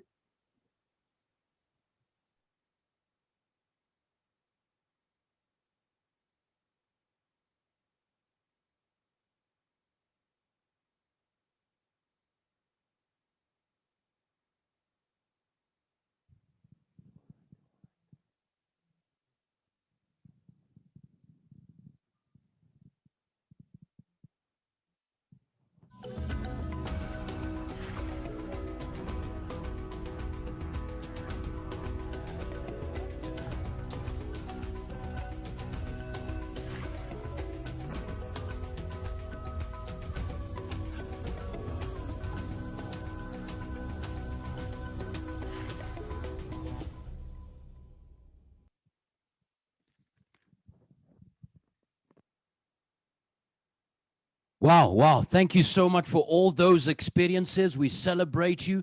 Investigative journalism, the way to go. The more you write, the better you become. Corruption is everywhere, more so at the grassroots level, because there are no records. There are no records. Thank you so much for those experiences. Very quickly, it is clear that the need to expand the A4T project to the counties remains a critical goal. So far, we want to celebrate the Embassy of Sweden to Kenya for their crucial partnership, and we are absolutely united, ladies and gentlemen, to actually be joined at this particular moment. I'd kindly call upon all of us to welcome Her Excellency Ambassador Caroline Vicini. Welcome. We celebrate your presence and your time. Thank you so much. I'm trying to make my video work. But you hear me? Your Excellency, we can hear you loud and clearly. Okay, so we maybe do not lose more time by trying to make this video working. I really don't know what to do, but thank you very much for having me. And I want to salute everyone who are participating in this seminar. It's an impressive number of people that are present online. And as we just heard, the Embassy of Sweden has been a proud sponsor of this project that you have been speaking about. And I've been asked to make a few comments, which will, of course, come from our perspective, which is a little bit from above, so to say, or from the more global picture. Let me see here. I'm been asked to start my video, but I don't really know where I could do that. We can actually see you, Your Excellency. We can now see you. Good for you. Excellent. Good for you. I don't see Excellent. myself, but maybe that's better. So, but I would want to assure you that we have also been following up on this type of work out in the country. We do regular visits to our projects, and I've been around a bit. And last time I met a representative from Transparency International was in Eldoret a few weeks ago. So I see that you are present also out in the regions. And for us, the way we see it, corruption is really a key obstacle to democratic development in the world. Corruption is first and foremost hurting people who live in poverty by denying them public services that they have the right to. Corruption keeps people in poverty. It undermines democracy. It undermines good governance and respect for human rights. Corruption also stalls development. It reproduces poverty. It distorts social functions. It increases the inequality. It encourages conflicts, and it also facilitates violent extremism. Corruption is often systematic. It is not the few bad apples that we sometimes want to believe, but rather corruption is a tool for a wealthy elite to exert their power. The United Nations emphasizes the importance of fighting corruption when it adopted the 2030 agenda and the Sustainable Development Goals in 2015. At that moment, the world, because that was all countries present at the UN, officially promised to substantially reduce corruption and bribery in all its forms, and to develop effective, accountable, and transparent institutions at all levels. With a score out of 31 out of 100 possible points in Transparency International's 2020 Corruption Perception Index, the Kenyan corruption level is no better than the average for sub-Saharan Africa. It is worse than several neighboring countries, and it places Kenya at the bottom third of countries surveyed. The level of corruption is not consistent with the image of a country that Kenya wants to be. In addition to being anti-development, corruption also makes development cooperation less effective. Even worse, aid funds may end up in the pockets of the corrupt. Sweden has keen interest in protecting its aid funds from misuse. And we are actually doing so by adding more controllers to our staff at the embassy. But it is also a way of siphoning off money for control functions that could actually instead have been spent on development. Corruption also makes it more difficult for Swedish companies to invest in Kenya. Corruption is an additional risk, an unpredictable, costly hazard that also threatens the company's reputation. And Swedish companies do not want to be involved in corruption, and therefore mainly avoids being transactional or making transactions with the public sector in Kenya.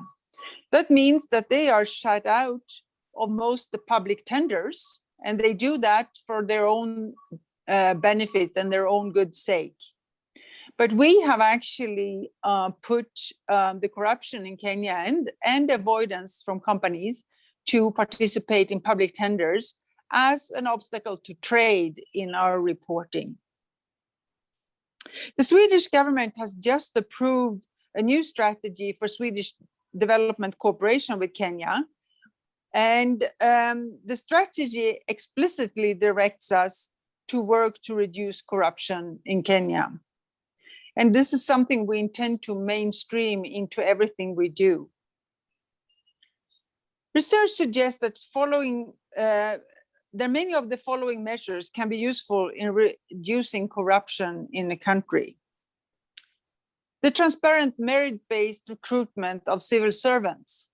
And there I must say personally, as being a civil servant since over 30 years, how important the role of the civil servant is and the integrity of the civil servant. And I must also salute the free media, which keep tabs at us, because that is when we take decisions, at least in the Swedish service, we think twice. Would this hold if a newspaper, a journalist, a TV station, would come and look into what we are doing. If we feel that there is anything in there that could be even suspected corruption or nepotism or friendliness towards people we know, etc., we abstain, because we know that we might be discovered by the free media.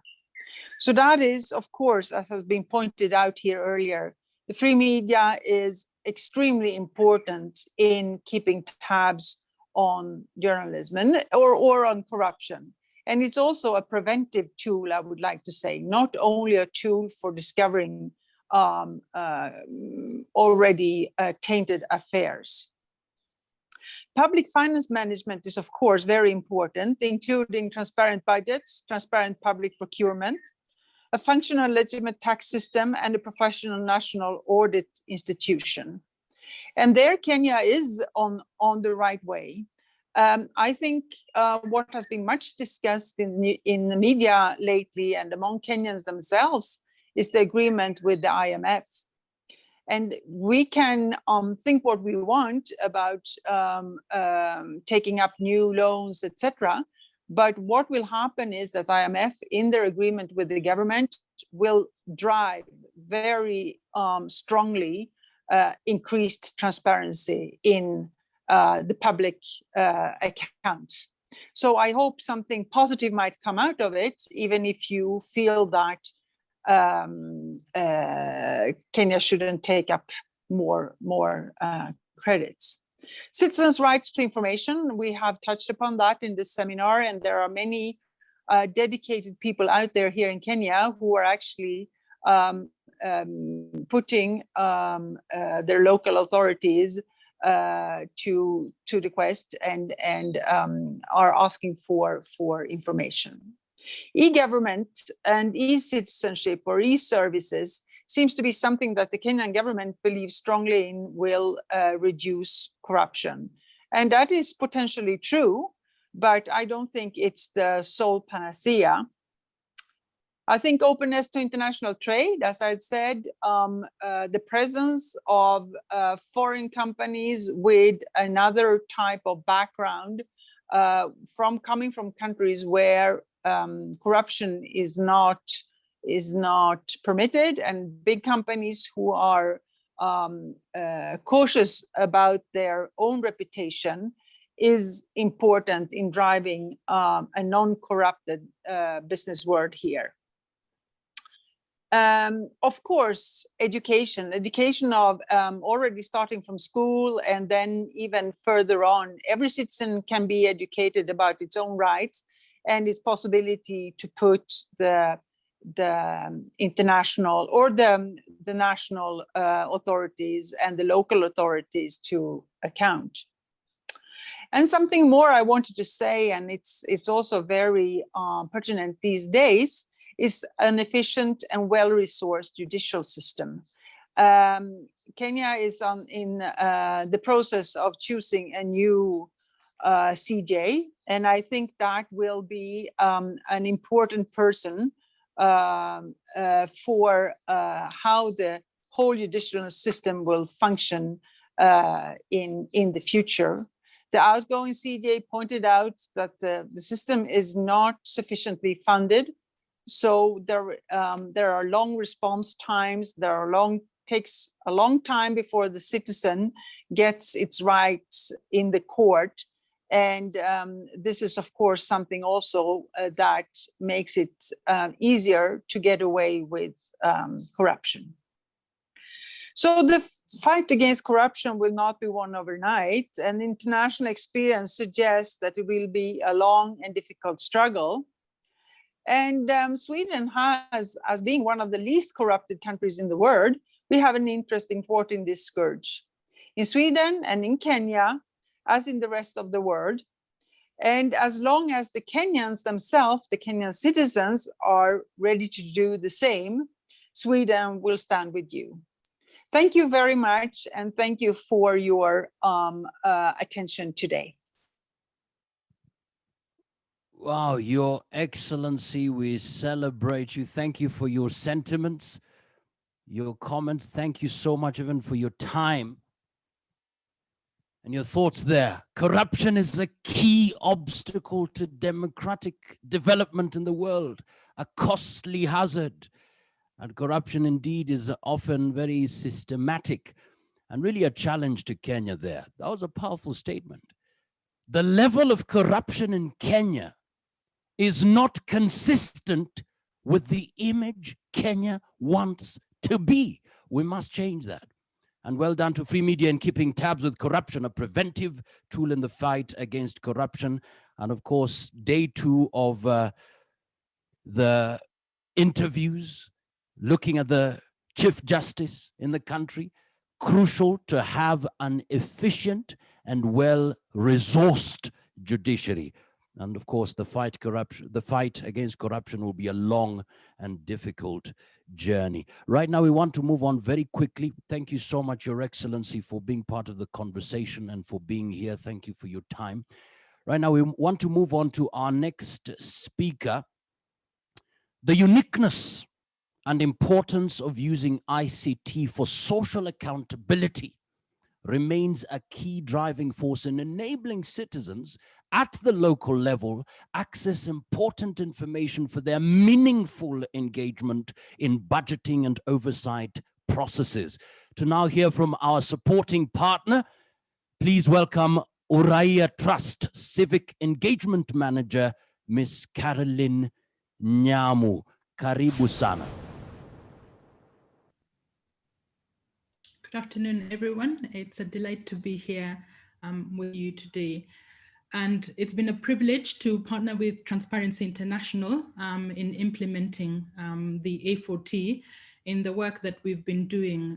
In 2019, we partnered with Transparency International on a project we were working on promoting social accountability for improved health service delivery in 11 counties. And it was actually an extremely important initiative because the Transparency International's work around accountability for transparency greatly complemented the work that we've been doing around civic education and civic engagement work. So it was an opportunity to take that work to the next level. And I just want to highlight a couple of learnings that we've had from that interaction.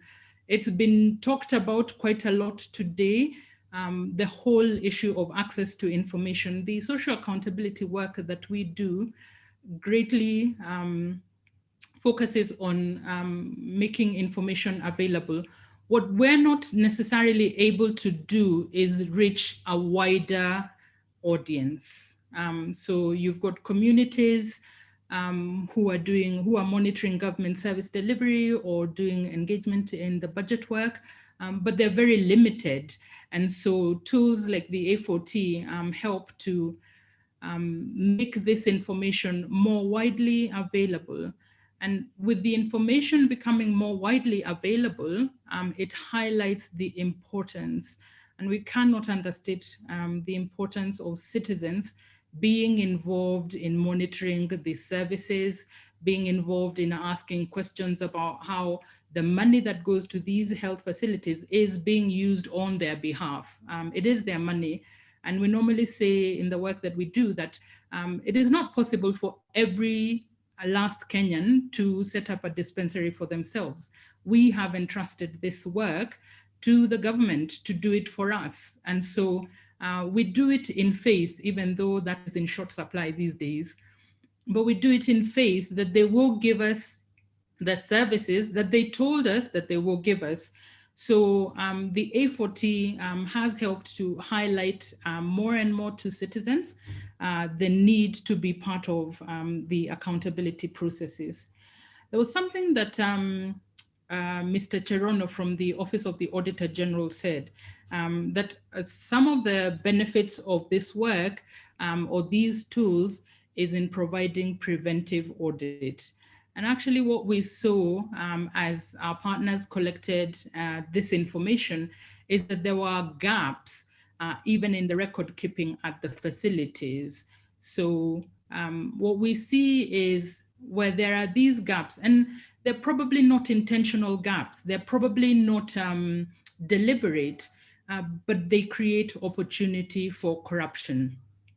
And I think I can say that for corruption to become systemic, it needs to start somewhere. And so where there are opportunities, the grand corruption that we're hearing and we're talking about on a day-to-day basis, it didn't start big. It started with opportunity for corruption. It started with loopholes and gaps. And so what A4T has helped us to do is, as we collect this information, as we try to analyze, we begin to see where gaps exist. And these gaps also could relate to capacity of the duty bearers or the frontline service providers. And so it creates a need for us to advocate with government at the local level, the decentralized level, at the national level, to enhance the capacity of those who are at the local level so that they can do better at providing services and managing the resources that they've been given to administer on our behalf.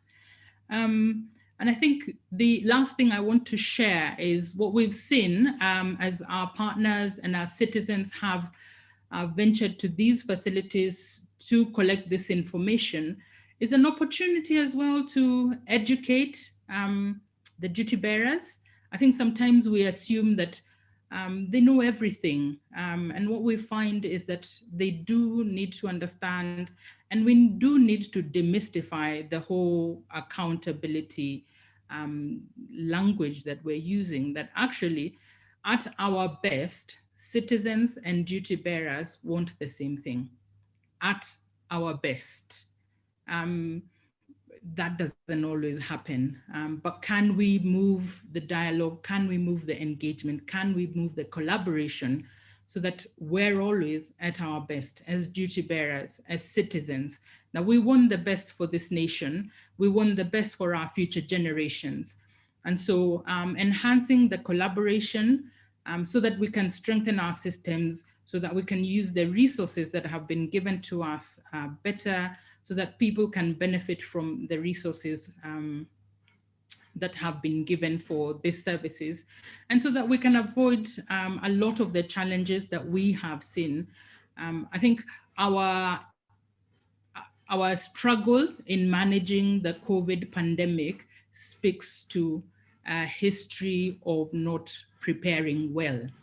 And so how do we strengthen our systems so that we can be able to avert some of these crises, and so that we can have a better, stronger nation, and the image that we want to portray of ourselves as a country can align with who we really are.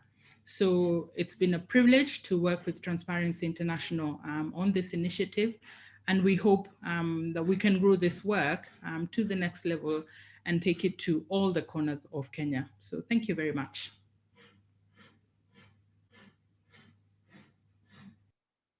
Thank you so much, Madam Nyamu. We celebrate your comments there.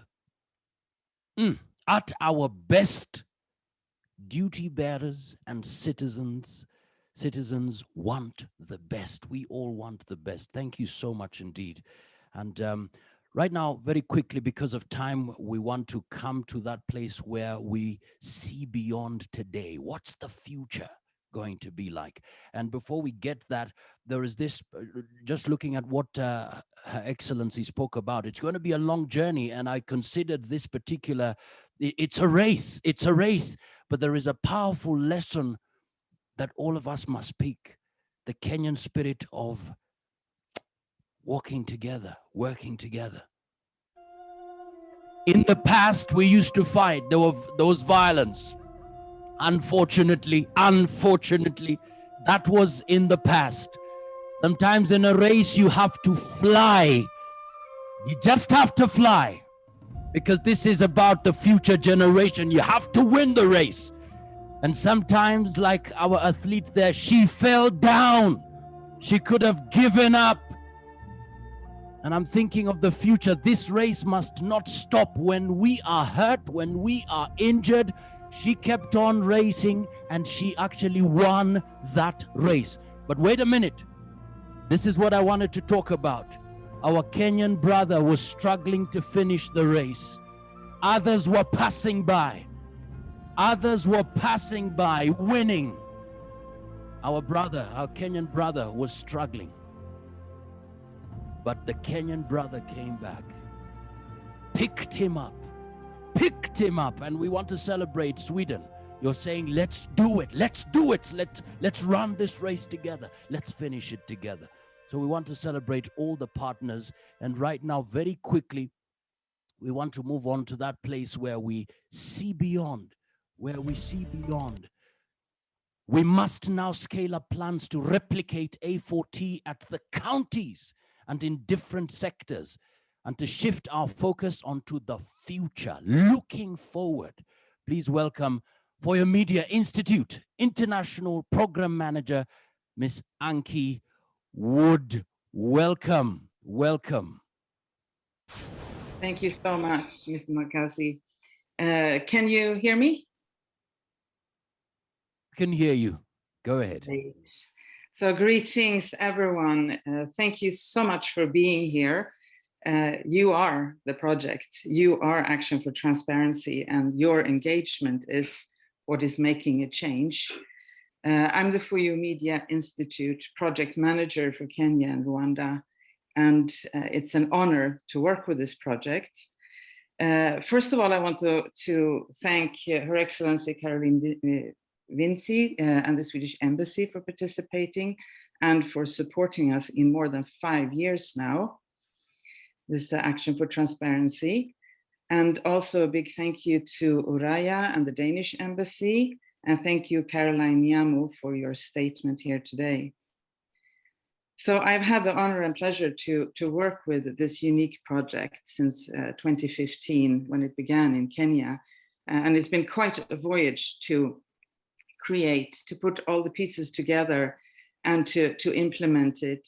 And it could not have been done with any other partner than TI Kenya and this amazing team that has really created the project.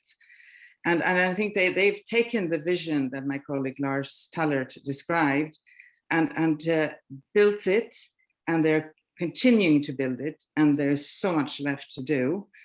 They've built a chain from the national and local government levels all the way to local schools and health centers, together with CBOs, NGOs, and local activists.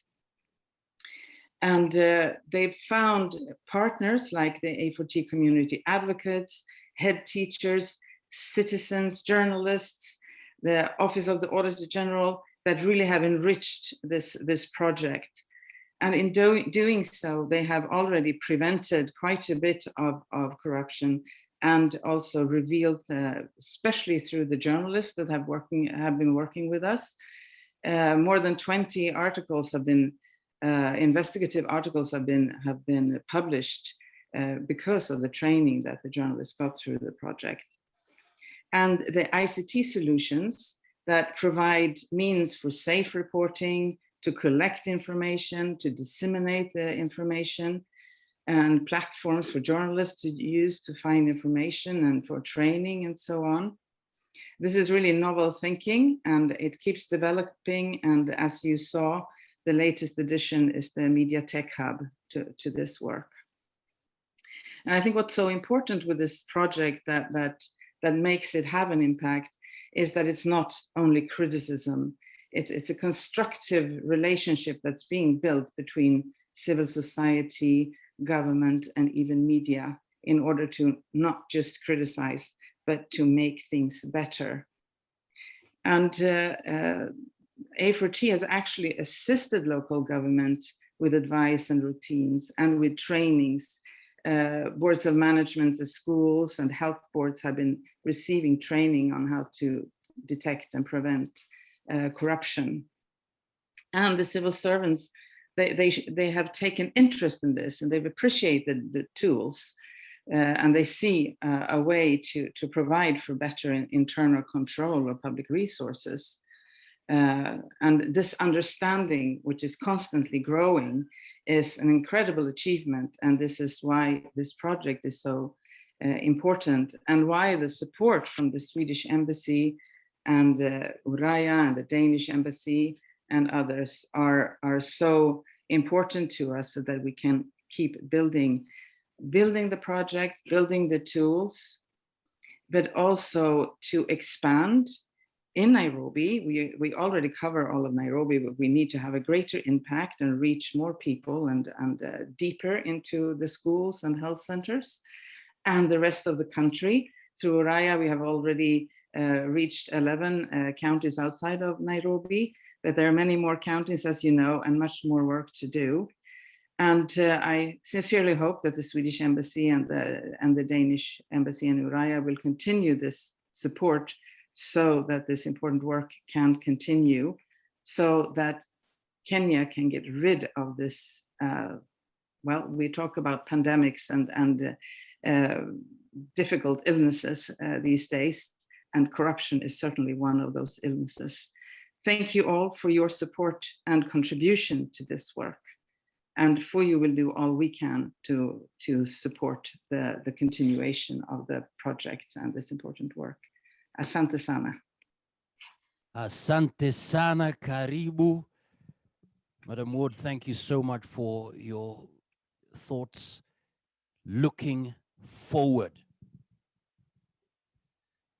It's not just about criticizing, but making things better.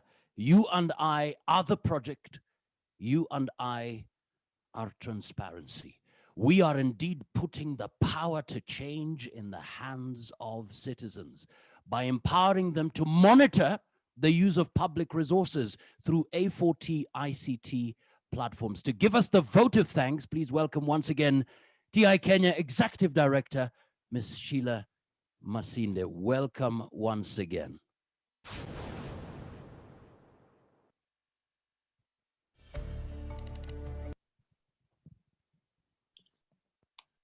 Thank you very much, Mwakazi, and thank you very much everyone who has been part of this very, very fulfilling session. I don't know whether everyone feels as satiated as I do, having just listened to all the powerful experiences and testimonies of people who've had the opportunity to be able to engage with A4T, who have been touched in one way or another, who have been assisted due to the force for accountability that A4T has been able to present. But as you have seen, A4T is one intervention that speaks through actions. In normal times, we would have loved to go to the actual sites. You know, we've heard from one of our A4T advocates from Kibera. We've heard from an advocate from Busia. It would have been good to go to all these sites where these testimonies have been shared and immerse ourselves in the change that has been brought about by the Action for Transparency project, but then again, you know, the challenges that we're currently facing. But I think after all these testimonies, you can see why we think the A4T platforms and initiatives can be replicated across different sectors. You know, the diverse combination of strategies and tools, media, tech, the social accountability tools, public expenditure tracking tools, social audits, budget tracking and advocacy, policy advocacy and partnership building can be applied in other sectors to enforce accountability. And for us, we still think that the COVID-19 pandemic really exemplified the malleability of A4T, as the A4T team was quickly able to adapt it quickly, the concept of A4T quickly, to respond to the accountability demands elicited by concerns on fund utilization through the tracking of COVID-19 aid, and which is something that we continue to do. So as I said earlier, the project remains very relevant to TI Kenya's work. We still remain very much committed to ensure that we continue to implement it. And we will continue to engage with our partners, and we also hope that those who have favored us and given us the support will continue to support us so that we can continue to fight corruption in the very unique way that the Action for Transparency project has enabled us to do. And now as I close, because I don't have any lunch to offer any of you guys online, so I have to release you for the lunch hour, I just want to really give our heartfelt, very deep thanks to the entities, institutions that have enabled us to be able to implement this project in the last 6 years, firstly to the Embassy of Sweden, who believed in us and gave us that first grant and that continuing grant to be able to implement this project. Her Excellency Ambassador Caroline Visny, thank you so much, and the other partners from the embassy, our partners from the Embassy of Denmark as well, Uraia Trust, Caroline Yamu, please send our regards to other colleagues in Uraia and give them our appreciation for all the support we have received from them. The Office of the Auditor General, again, they've been our erstwhile partners, and we continue to look forward to engage with them in the citizen audit accountability framework that Mr. Cherono was talking about, and they continue to be our key partners in enforcing accountability, particularly in regard to public audit. The Nairobi County Health Directorate and the other health departments across the other 11 counties that we've worked with, the Ministry of Education, parents, the boards of management as well, the head teachers who've been very warm and welcoming and even given us information without which would not be able to update the Action for Transparency app. Of course, our partners from Foyo Media Institute as well, Anki, Lasser, and other colleagues from Foyo, we are really also grateful for the partnership that you have accorded and just the learning that we've been able to experience by working very closely with you in implementing this project. Our A4T journalists and mentors, and they've relayed some of the challenges that they've had just trying to get information for their stories, but they continue to press on and are emboldened to publish some of the very powerful stories that we have seen on corruption. Our A4T community advocates, our hands and feet on the ground, who have enabled us to spread across, across Nairobi and the other counties. We are also really grateful. Our techies as well, who have supported us in all the technological input. As I said, this was something very new to us, but due to the support that we have continued to receive from techies out there, we have continued to forge on and widen and broaden the tools on offer for A4T. Our other civil society organizations who have partnered with us and other partners who have really supported our engagements under the Action for Transparency project, we are really, really grateful. And I also want to just say a big thanks to the A4T team and the TI Kenya team, who have really remained committed to this project. And as I said, this is one of the most innovative projects we've had in TI Kenya. And it wouldn't be so were it not for the public spiritedness and that attitude and spirit to just keep going that I see from our colleagues, and I'm really grateful, and I want to just thank them for that. It's impossible to thank everyone, but I just want to give a general appreciation to everyone who has been touched by A4T and also who has touched us in return by ensuring the success of this project. And Mwakazi, I won't forget you. You've been a very good moderator, as you always are. Thank you so much for lighting up our session. And we're really, really grateful for the fulfilling and very enriching and engaging session that we've had this afternoon. With all that, I just want to say, have a nice afternoon and thank you. We continue to engage moving forward. Thanks. Well, thank you so much indeed, Madam Sheila, for your leadership, your commitment and passion in the fight against corruption. We celebrate you. Ladies and gentlemen, thank you so much for your patience. We've come to the end, but before we close, ladies and gentlemen, before we close, please note, whistleblowing has now been made easier using the A4T mobile app. And we want to try it out. We want to try it out, ladies and gentlemen. Just grab your phone once again, please, before you leave, grab your phone, and all you have to do is text A4T, you have the hyphen there, 13, and send it to 40019. Please, before you leave, just get your phone, your Kenyan phone number. All you have to do, text A4T. Let's do it together. Let's do it together, people. Let's do it together. So that's A4T,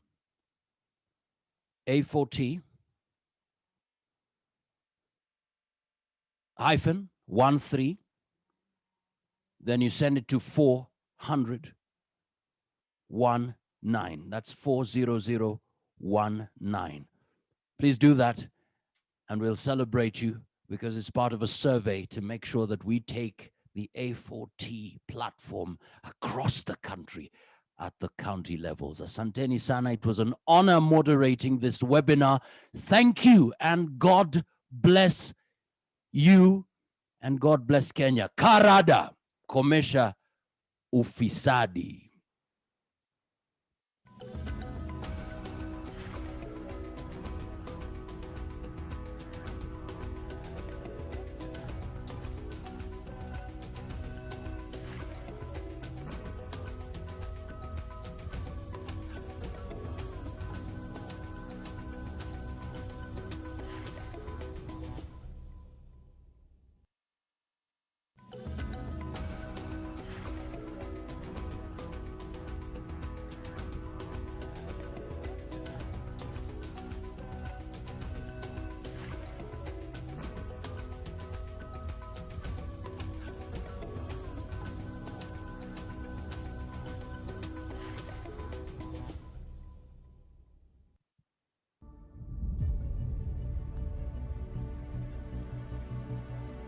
Those who missed out on the documentary when we started, this is your chance once again.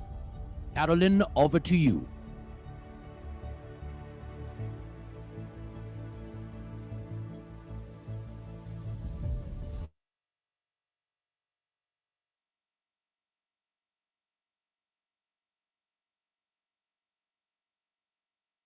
East and Central region of Africa with its advancement in mobile technology and internet accessibility.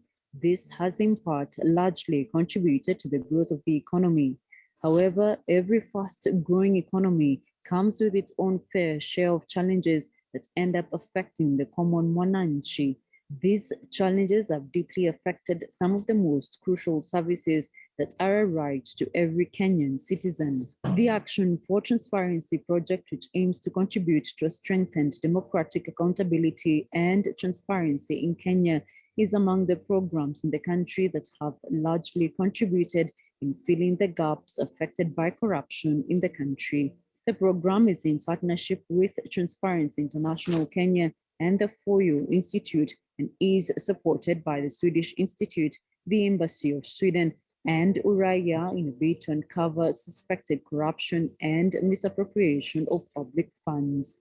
With the health and education sectors among the most significant areas for the government to deliver, corruption has ailed the better part of the delivery system in Kenya, making it impossible for a majority to access even basic of the services. However, since the inception of the Action for Transparency program in Kenya that was first implemented in Embakasi sub-county as a pilot project and was later expanded in Nairobi County, stakeholders in both health and education sectors in Nairobi City County can attest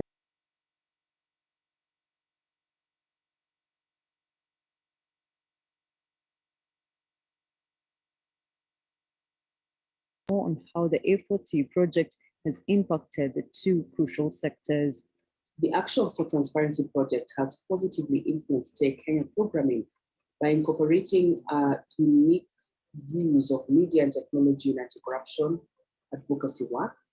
Many of our Take Kenya projects, and I'm proud to say this, have components on media engagements and apply the use of technology and innovation. Numerous reported cases of misuse of public funds and dilapidated public utilities, both in the sense of public health centers and public primary schools, as a result of mismanagement and misuse and theft of public funds. And I think over the years, we've continued to witness great milestones as a result of this project, or as a result of the interventions with the Action for Transparency project. We spoke to some of the persons who have been at the forefront in the fight against graft here in Nairobi, particularly in public health centers as well as public schools. For them, the A4T program could not have come at a better time. Jacqueline Wangari has been an advocate working with the Action for Transparency program at Kamukunji Ward, Embakasi West in the Nairobi capital. And according to the paralegal who has been involved in the program for the last 5 years, the A4T training came as a result of concern in the number of children who do not have access to education. According to Wangari, corruption has adversely ailed both the education and health sector. Hiyo training ya A4T ilinifanya kidogo nikakuwa na shida, kwa sababu wakati ile shuleni nilikuwa sitaki kusema, nilikuwa signatory, one of the signatories. Wakati sasa nilikuja ile education nilipata ama ile maarifa nilipata kutoka kule, nilipoapply kwa shule, my friend, wakati tulienda mara ya pili wanirusha nje sababu aliona mimi sitaki wakule na wanataka kukula. The script is no different for Ismail Siyama, also an advocate who has worked with A4T since its inception. Despite the shortcomings influenced by corruption in Nairobi, the A4T project has brought about more benefits at the community level, with the majority of Kenyans who living in one of the largest slums in Africa, Kibera, now able to report on any case of corruption via the application on their smartphones. In the education sector, we have a lot of people who have the A4T app with them. In the health sector as well, we have, because like in Kibra here, we have a government health facilities, not just one, not two, I think about 3 of them. And the main one is at the DCs. Okay, the DC compound there is a place that has a lot of activities going on, including health and education. So when you're there, when I visit the dispensaries once in a while, I'd share with people. Realize that we've been able to create a lot of awareness to members for them to know their rights and how best they can be able to participate in budgeting processes and be able to help in tracking the expenditure for the money. In terms of schools, you realize that many past years, you could see money has been allocated to schools, but no person is able to follow up. But after training the board members and the facility committee members, we are able now to follow it up and know how much has been allocated for this particular year. One of the community members, Bradley Ouna, also a human rights activist working with the Action for Transparency project, speaks of the challenges he has had to go through in the fight against corruption while fighting for the rights of his community members. Embakasi West, the year 2014-2015, Embakasi West National Government CDF, they've received more than 100 million, but there was nothing to show on the ground. Now, because these things requires a lot of expertise and issues to do with the auditing and all that, I also raised the issues Transparency International to do one of their staff, Mr. Komu. They brought people on the ground. So I began auditing. We were doing social audit on the CDF disbursement of fund. Other stakeholders involved are Board of Management teachers who have previously complained of the lack of involvement in the school budgets, while funds from the government to schools are not properly accounted for. Lillian, who is the BOM Vice Chair at Kinyanjui Primary School here in Nairobi, says the A4T project has assisted in the auditing of funds, which has been an added advantage for the school in receiving enough reading material. Kinyanjui Primary School is just one among other schools which have directly benefited from the Action for Transparency program. The BOM teachers, however, insist that more funds would be a plus in ensuring a majority are trained, still in a bid to fight corruption in public schools. But so far, so good. Most of our schools also, you find that the head teacher will always alert the Board of Management, telling them that this is the money that we have received. And since some of us are signatories to the accounts, we can always verify that with what she normally tells us. So there's a lot of transparency in the schools. At the county level, Dr. Gregory Ayanga, who is in charge of county health services in Nairobi, advocates for more A4T trainings at the public health facilities, as he notes the positive effects they have had on financial plans in various facilities in the Nairobi metropolitan area. So basically, there's been meetings, engagement meetings with stakeholders. We have also had, meetings with the stakeholders and more so in the public participation, whereby we have organized and the TI has come in handy, really to stress the point that we should be able to manage finances, especially finances, prudently, so that we are not involved in corrupt practices. One of the partners, Raya Trust, have partnered with the project in enhancing use of ICT tools to report on corruption in the health sector within 12 counties. One of the successful ones was that we were able to petition the county government to employ staff to improve health service delivery. A total of 75 nurses were deployed in the 7 sub-counties of Kisumu as a result of that. Among other community projects that the A4T program has impacted at the community level is through public forums such as the integrity walks and roadshows. Among the key areas that have been well impacted by the A4T project in the country is the mentorship program, which is meant to expand the capacity of journalists through various trainings on investigative journalism and the provision of grants that assist in the execution of the stories. One of the mentors, Wellington Nyongesa, says investigative journalism has immensely played a huge role in the fight against corruption. And even at a time when the world over is grappling with the COVID-19 pandemic, there are people who have well taken advantage of the taxpayers' monies. The nature of journalism itself. It has very few institutions that can fund news gathering, investigative journalism, and all the other work that we do. I think that it is very good that Transparency International keeps this spirit up, because counting in Kenya the number of media houses that can fund good journalism, you find very few organizations that can do that. We really need to support good journalism and capacity building of investigative journalism in Africa today, not just in Kenya, but also regionally. I think that the Mentors and Grant program has been extremely important in order to fight corruption in Kenya. According to Tebi Otieno, a journalist with the Insider magazine, irregularities in the procurement processes in the education sector could not go unnoticed, which inspired her desire to investigate. And though there are challenges while reporting on corruption, Action for Transparency has helped achieve transparency in both the health and education sectors, with some of those held culpable brought to book. My story revealed how much burden parents still bear to pay for illegal fees in these public schools. And then the second grant, I also applied and it went successful. I did the investigation on irregularities in acquiring school uniforms. In the public schools, the school heads have specific uniform outlets that they direct parents to buy there. This is very costly for them. While we are pursuing stories, we get threats, we get people following us in town. The other thing is we get offers, counter offers, like I am working on a story and you're told, just drop this story, we will give you this amount of money. It is really tempting because it's not small money. But then again, your integrity. Action for Transparency is a program that has greatly contributed in the fight against corruption in the country.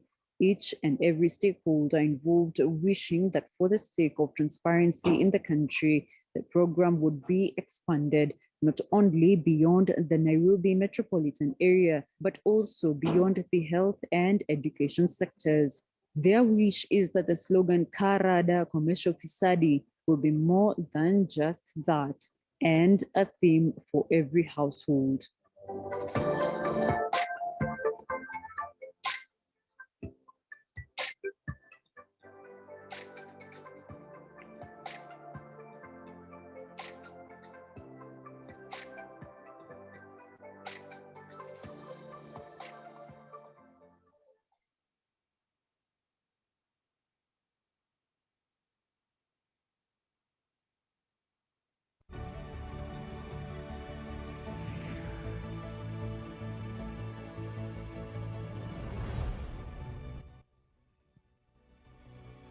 Well, thank you so much indeed. And for those who had questions to the Auditor General, please note that those questions have been noted and will be addressed to them for their response be addressed to them for their response in our continued engagement with them. Many thanks once again. All the best, and God bless you, and God bless Kenya. Asanteni sana.